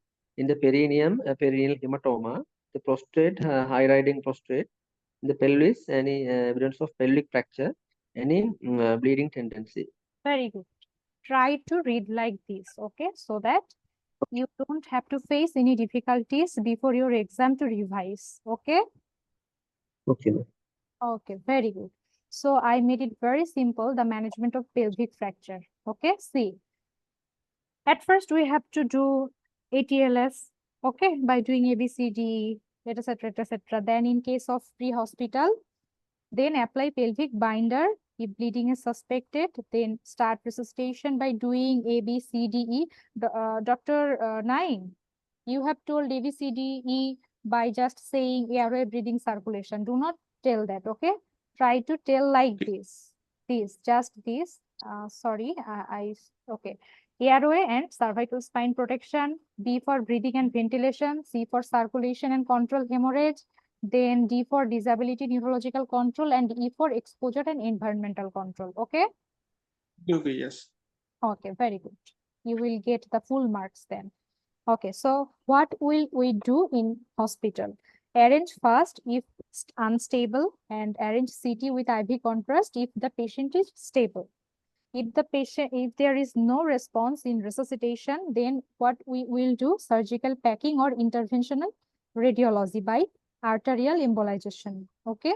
And we also search for any other injuries and manage accordingly. Like if there is any intra-abdominal bleeding, we have to consult with the general surgeon for laparotomy.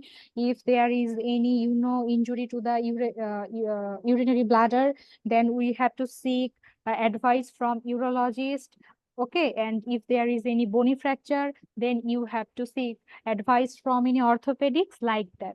Okay, and in OT, if intraperitoneal bleeding is present, then go for laparotomy.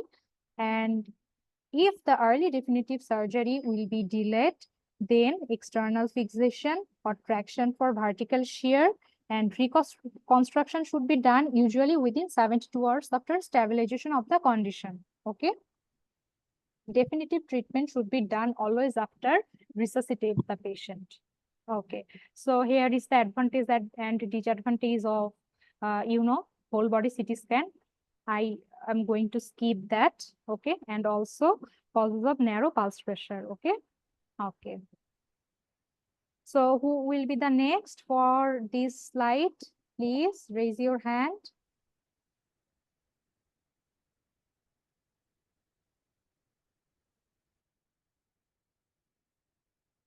Who is the brave? Let's see.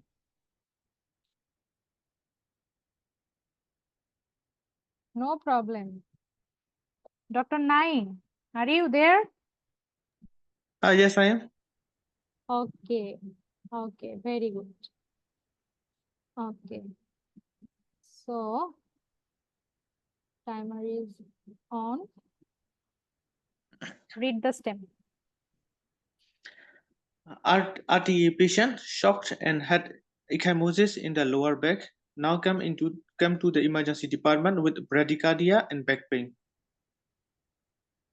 Okay. So, what is the diagnosis? It's a lumbar spine fracture. Lumbar spine fracture with possible. Cord compression. Very good. Very good. So, how will you manage this patient? I will manage patient according to the ATLS protocol, ABCDE, airway, airway and cervical spine control, breathing and ventilation. Cervical spine protection. No problem. You will memorize it later. No problem. Okay. Just breathing and ventilation, Okay. and circulation and the control of the bleeding, disability and Neurological disability, control, neurological control and exposure. exposure and environmental control. Okay. Okay. There is two parts in each of A, B, C, D, E. Okay. Okay. Okay. So, how will you manage hypotension? Yes. So the patient has bradycardia. The patient is shocked, so I will give a 2 bicannular.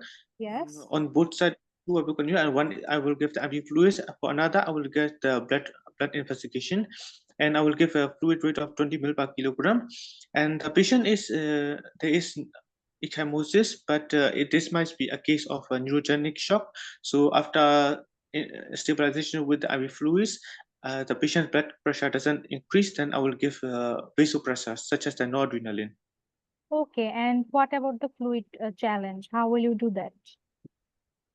For fluid challenge, I will give 15 to 250 to 500 mils in 15 to 30 minutes. Very good. Very good.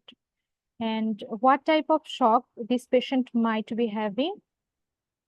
Neurogenic shock. Okay. Okay. And also because of road traffic accident and ecchymosis, what type of another shock may be present? It might be a hypovolemic shock, but the patient is a bradycardia. Yeah, that's the answer. Okay. So now tell me, how will you difference between neurogenic and hypovolemic shock? Yes, for hypovolemic shock, there will be peripheral will be the cold and clammy, and the patient has a tachycardia. But in a neurogenic shock, the peripheral will be pink and warm, and the pass rate is a bradycardia. And the skin will be? For neurogenic, it will be pink. And hypovolemic shock. Sorry. Okay. Is it dry or moist? It is dry. Very good. Very good. Very good. So you have already told the findings of CT scan. So what will be the clinical feature in this case of lumbar fracture patient? The patients might have a paraplegia with a sensory loss, and the patient has the tone will be increased. There might be clonus, and the reflex will be exaggerated, and there can be erectile dysfunction. Okay. And what scoring system we are used to assess the patient? From GCS, and I forgot about other. Okay, no problem. Another one is RTS, which is device trauma score, and another one was TRIS, which indicates trauma score injury severity scale. Okay. Okay. So what is Brown-Sequard syndrome? Brown-Sequard syndrome, in which the patient present with ipsilateral motor and the sensory loss, and also the dorsal column loss, and with the contralateral penetromedial loss. Okay. This is usually common with the hemisection of the cord with a knife injury or the bullet injury. Okay. So why erection could be spared in this case? Erection can be caused by refluxogenic and then psychogenic. So in this patient, there will be the psychogenic will be spared. So that's why the patient can have an erection. Okay. So tell me, what are the long-term complications of spinal cord injury, and how will you manage the patient accordingly? There will be bed sore, for which the patient needs to be turned around every 2 hours, and the patient have a psychological effects for which he needs to consult with the psychologist. And also the patient might have a DVT because he doesn't move. For that, we need to give proper anticoagulant, and the patient have respiratory issues because he is just lying. So for that, he needs a physiotherapy. Okay. And yes, and also there might be urinary retention. So then, Chance of UTI, right? yeah, yes. Okay. Okay. Very good. You have completed within time, Mr. Nai. Very good. Very good. Just you did some little mistakes. Okay. Otherwise, it was good. Okay. No Okay. problem. Yes. So now let's see how we should answer these questions. Okay. Okay. Okay. So this is the lumbar spine fracture, and we should manage this patient according to ATLS protocol. And hypotension, management of hypotension by fluid challenge. How will we do that? We usually give the patient 250 ml to 500 ml of fluid over 15 to 30 minutes and then check response. Okay. And if patient is not responding, we again do repeated fluid challenge. Okay. Yes. And after 2 to 3 fluid challenge, if the patient is not responding, then we have to consult with the specialist. Okay. Okay. Okay. Yes. So what type of the shock this patient might have? Hypovolemic and both neurogenic. And here is the difference of hypovolemic and neurogenic shock. Okay, both has hypotension, but hypotensive shock has tachycardia and neurogenic shock has bradycardia. And the skin condition will be in hypotensive shock, cold, pale, moist. In case of neurogenic shock, warm and dry. Okay. Okay, so Yes. these are the scoring system of assessing lumbar spine fracture, and this is the clinical picture of this patient. Mr. Dr. Naim, I think this is easier for you to memorize. Okay, see, at Okay. first, in case of spinal cord lumbar spine fracture, the patient will be in spinal shock for 6 to 8 days. Okay, whenever a Okay. patient is in spinal shock, the signs will be like lower motor neuron syndrome. Okay. Okay. Okay. So after 6 to 8 weeks, when the spinal shock has been recovered, then these features will be appeared. Okay. So we can remember Yes. it by motor sensory reflex tone bowel bladder. That must easy. Okay. Motor sensory reflex tone bowel bladder. What will, in case of motor findings, there will be paraplegia below the level of injury. Okay.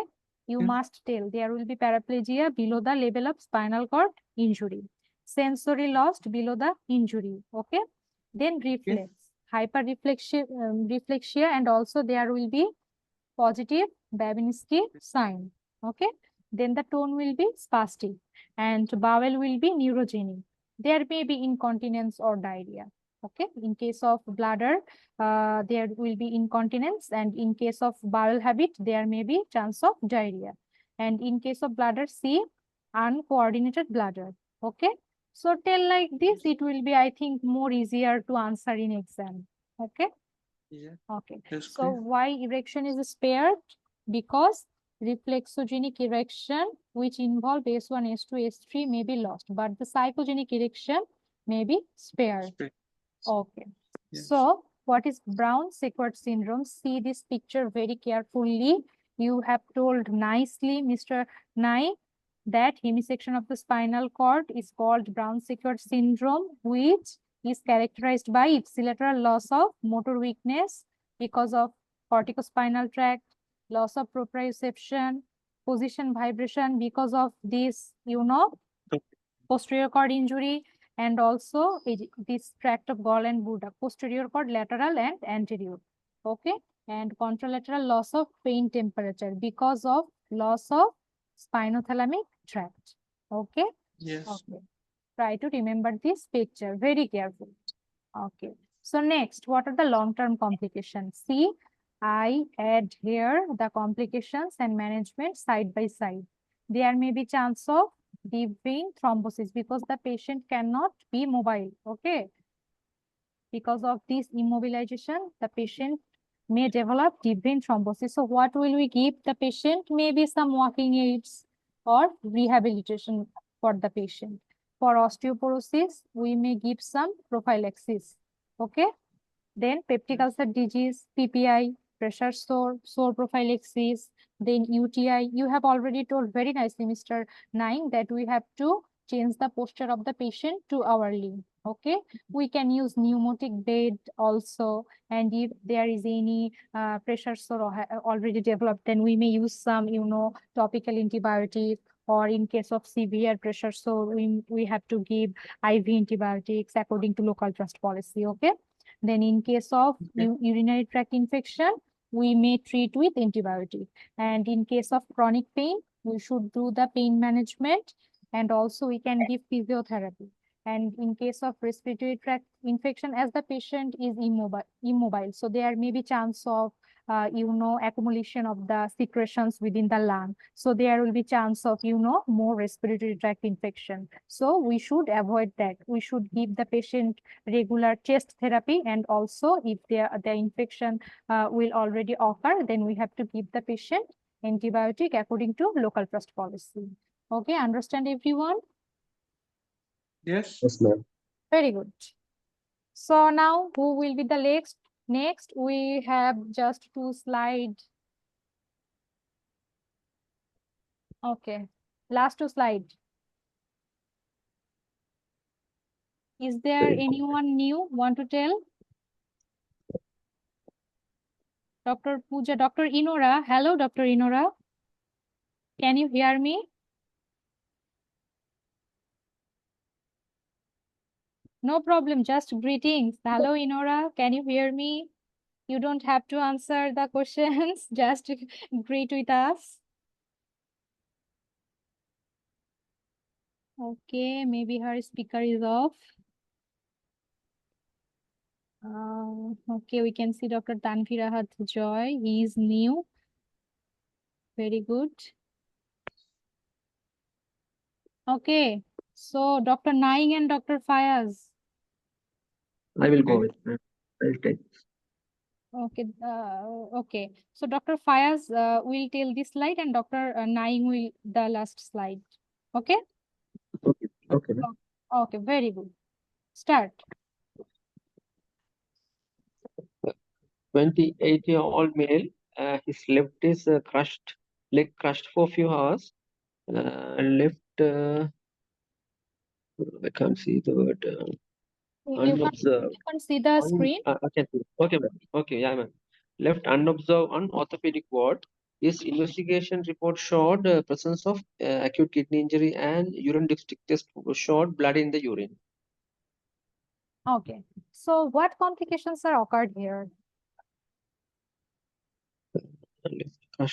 Due to crush injury, patient has developed rhabdomyolysis and compartment syndrome and acute kidney injury. Okay. And Okay. So what are the clinical pictures of compartment syndrome? pain out of proportion and pain on a passive movement, paresthesia, paralysis, and last sign is pulselessness. Okay.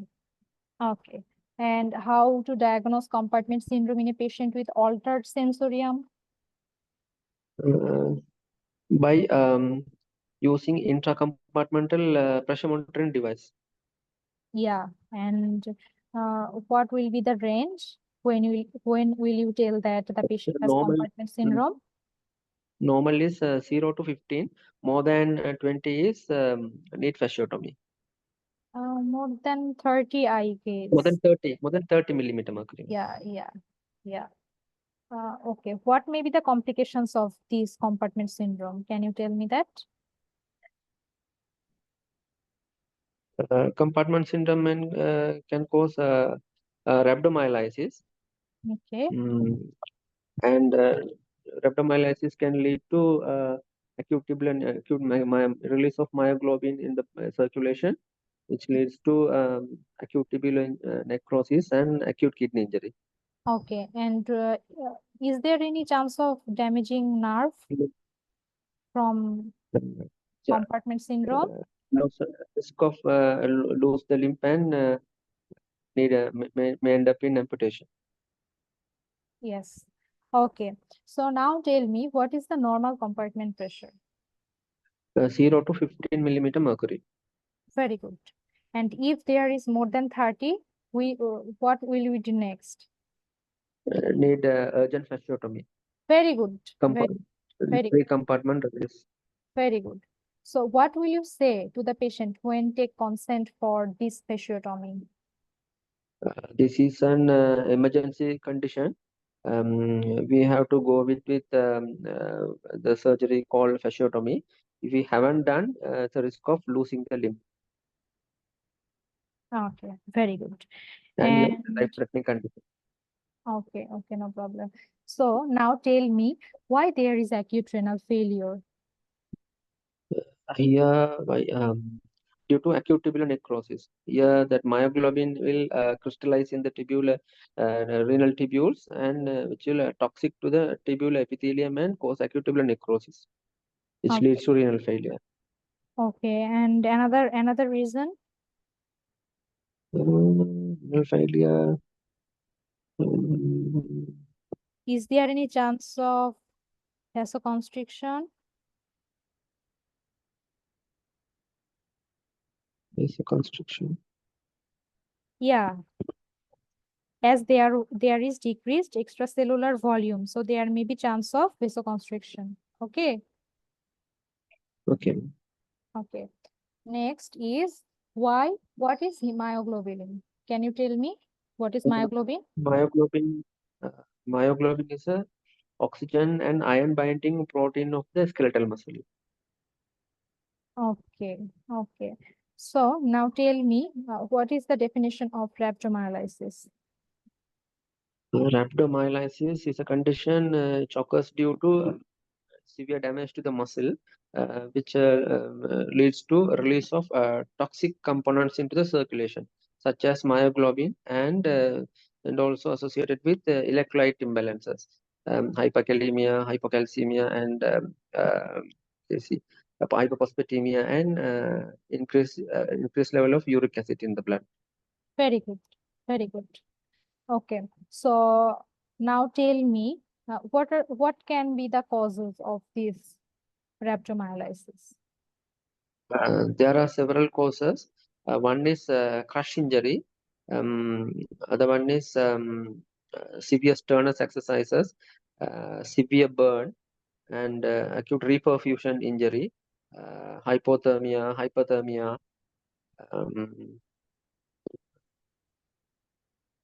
Next. That's all I can do.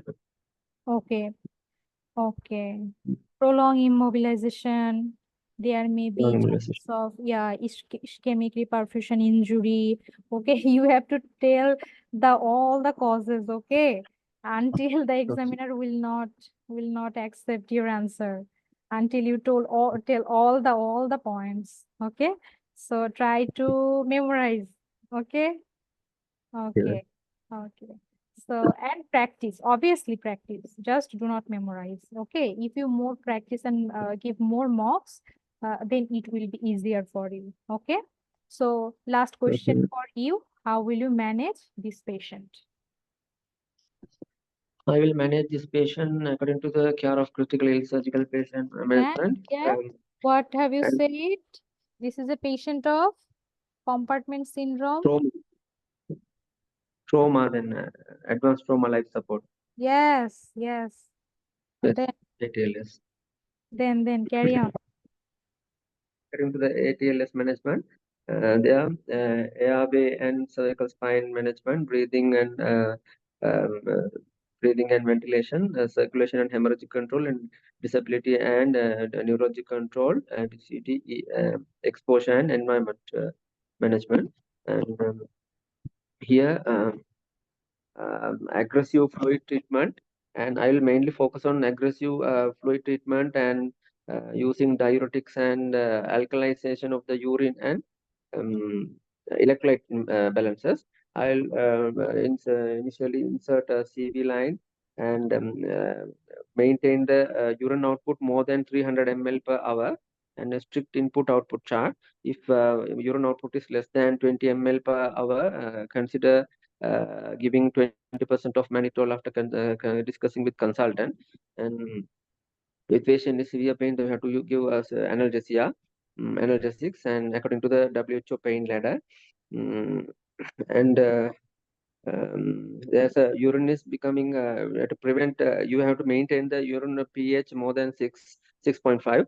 For that, we have to give IV sodium bicarbonate and can give IV furosemide to improve the improve the urinization and improve the urination. And we have to manage the electrolyte imbalance. We have to manage the hyperkalemia.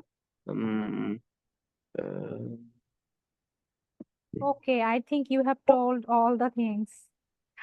There is nothing left. Dr. Fayaz, excellent. okay. Fantastic. Very good. Very good. Keep it on, okay? Okay. Okay, thank you so much. Now, Dr. Naing, are you ready?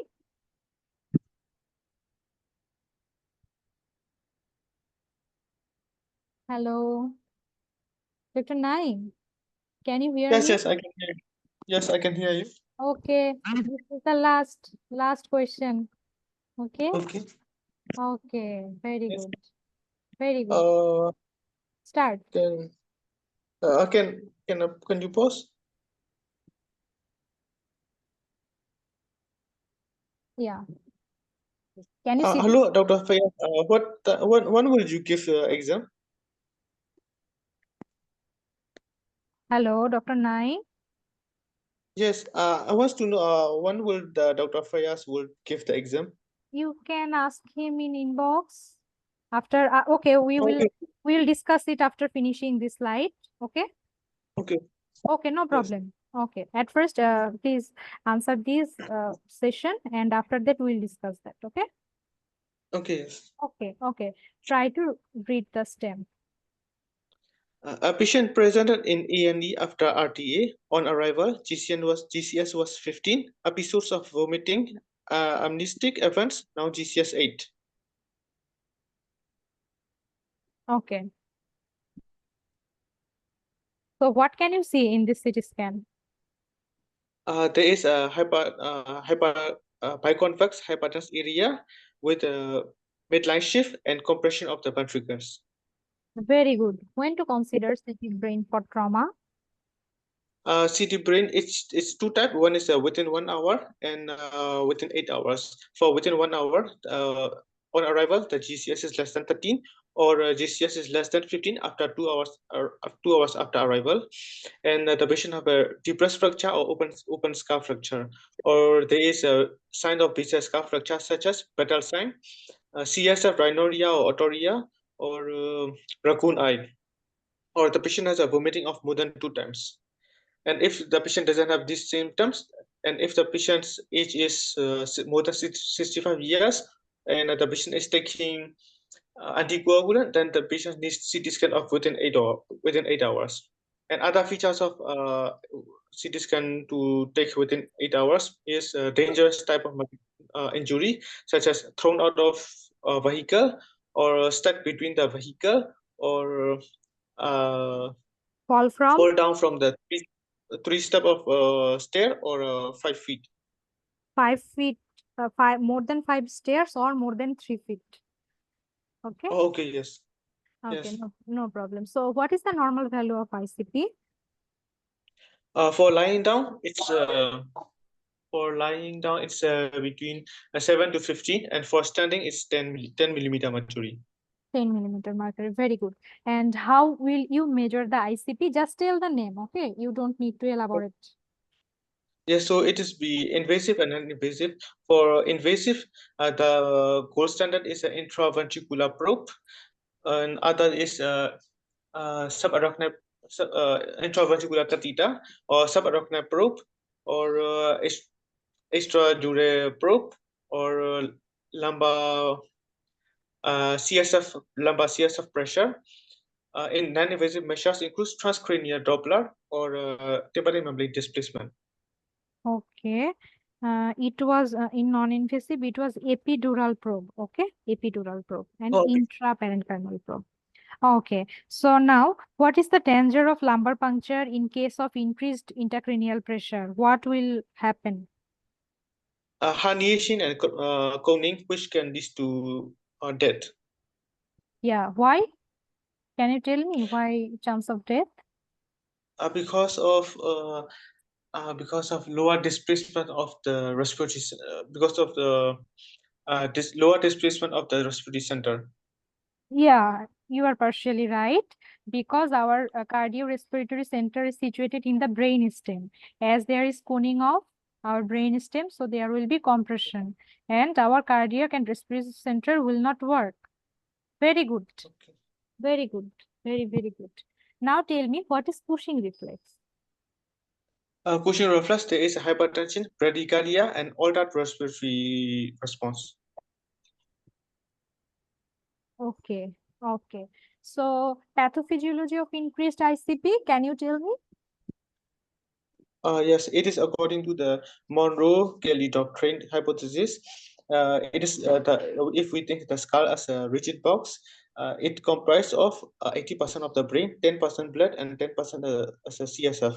So if there is increased pressure in one part of the component, the other components try to reduce the volume and try to maintain the pressure. But if the pressure is increased more than 25 millimeter mercury, the pressure cannot be controlled and there will be a sudden rise in the pressure. Okay. Okay. So what is lucid interval?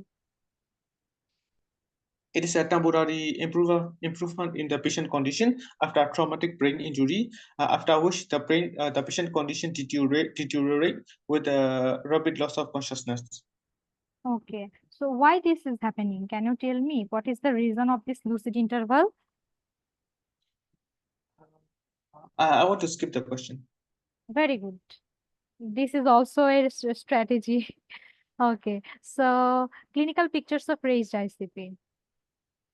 Yes, so there will be nausea, vomiting, headache, and also there's papillary edema, dilatation of the pupil, or the patient has a abnormality on the lateral gaze, and also the Cushing triad. Okay. Okay. You have already told me the Cushing triad. Okay. Okay. Now, how will you manage this patient? I will manage patient according to the ATLS protocol, ABCDE approach, A, airway and esophageal spine control, B, breathing and ventilation, circulation and the control of the bleeding, disability Control of and hemorrhage. nerve, Control of hemorrhage. control and disability and neurologic assessment, and Very good. exposure and environmental check. Very good, Dr. Nayak. I'm really so impressed. Okay. So now, how will you manage this patient? The patient has a GCS of 8, so I will give intubation. For this, I will have to refer the patients to the anesthetics, anti registrar. Okay.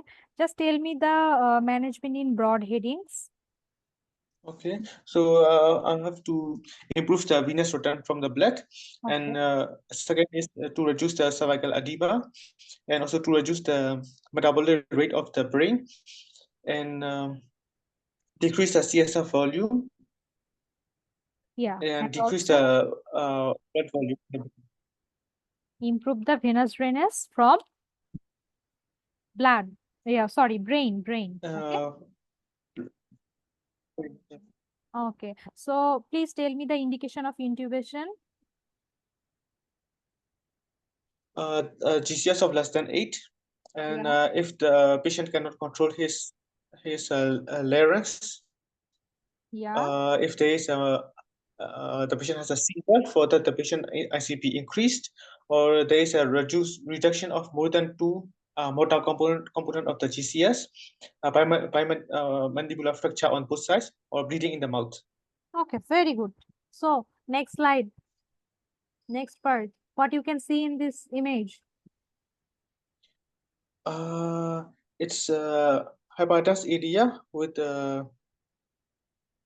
pine concave hepatitis area with midline shift and the compression of the ventricles. So the diagnosis is? STS, subdural hematoma. Yeah, very good. And what does this loss of gray matter indicate?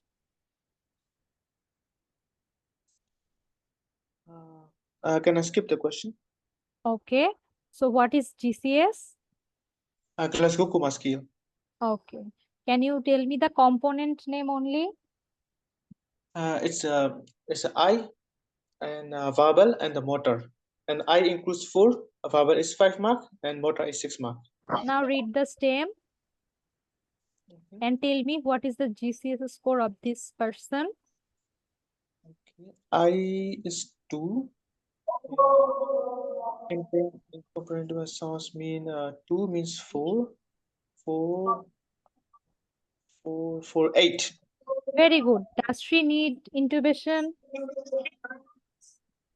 8, yes, the patient needs intubation. Very, very good. Now tell me the management in 20 seconds.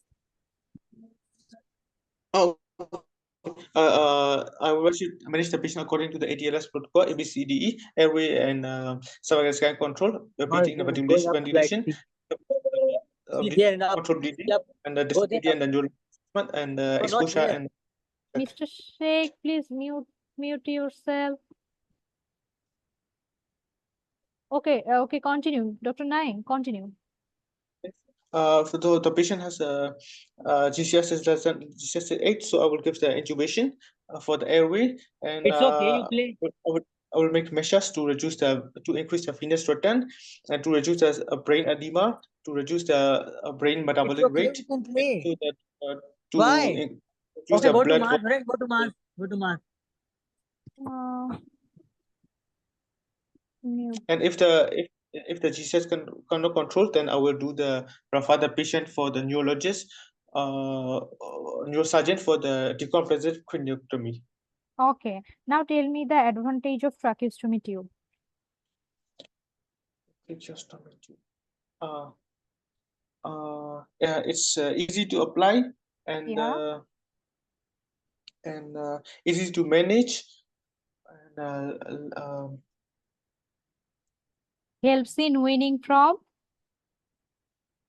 sorry. ventilator. It helps in weaning from ventilator. Yes, weaning from ventilator. Then less dead space.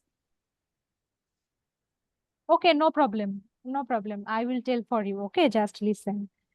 Okay, so tracheostomy tube, the advantages are there will be less dead space. Okay, there will less likely chance to aspiration, easy to cleaning, better tolerated, and it may help weaning from the ventilator, and it also allows swallowing. Okay, and the patient can also able to eat and drink. Okay. Okay. Yes. Very good, Dr. Naik. Thank you very much for participating. Dr. Fayaz, Dr. Pooja, and who are listening, who are with me with these 2 hours. Okay, thank you very much. And Dr. Naik, you don't answer the loss of gray white matter, this question. And what was the another question? The first slide. Okay, so the loss of gray matter indicates there is some area which contains the nerve cell body. You know the gray area contains the nerve cell body and the white area contains the nerves axons. Okay, cell projections. So there will be loss of the cell body. So there may be chance of long time cognitive cognitive disability. Okay. Okay. And Okay, yes. another question was which you skipped the Yes. oh acha, what is the reason of lucid interval? Okay, okay. Yes. There may be chance of accumulation of blood. Okay. So at first the patient deteriorates, then the patient again get well, and there will expansion of the contained hematoma, then the patient again deteriorates. Okay. So Okay, the yes. reason is expansion of contained hematoma. That is the reason of lucid interval. Okay. Okay. Yes. Very good. Now you can chat with Dr. Fayaz. Hello, Fayaz. Are you there? Mr. Nain want to ask you a question. Yes, he messaged replied on the in the Oh, box. okay. yes, yes. Direct message. Okay, I am stop the recording. You can tell. Okay, no problem. Okay, yes, yes. Thank you, ma'am. Okay, so how about the session and how was the slide? Very good, madam. Yes, Easily very understandable. effective and yes, thank Thank you. you and thank you so much, madam. Okay, thank you everyone for participating. Okay, it was really a good session. Thank you very much. We have an YouTube channel. I will upload this video and our previous mock sessions in this MRCS Insights. Okay, this YouTube channel, I would request you to subscribe this for our videos, and you can also visit our Telegram. Okay. I will send the links in the description box. Okay, and also I'll provide my email address. Okay. Thank Yes. you very much. Thank you very much. Thank you. Thank you. Thank you. Okay. Okay. Good night. Good night. Good night.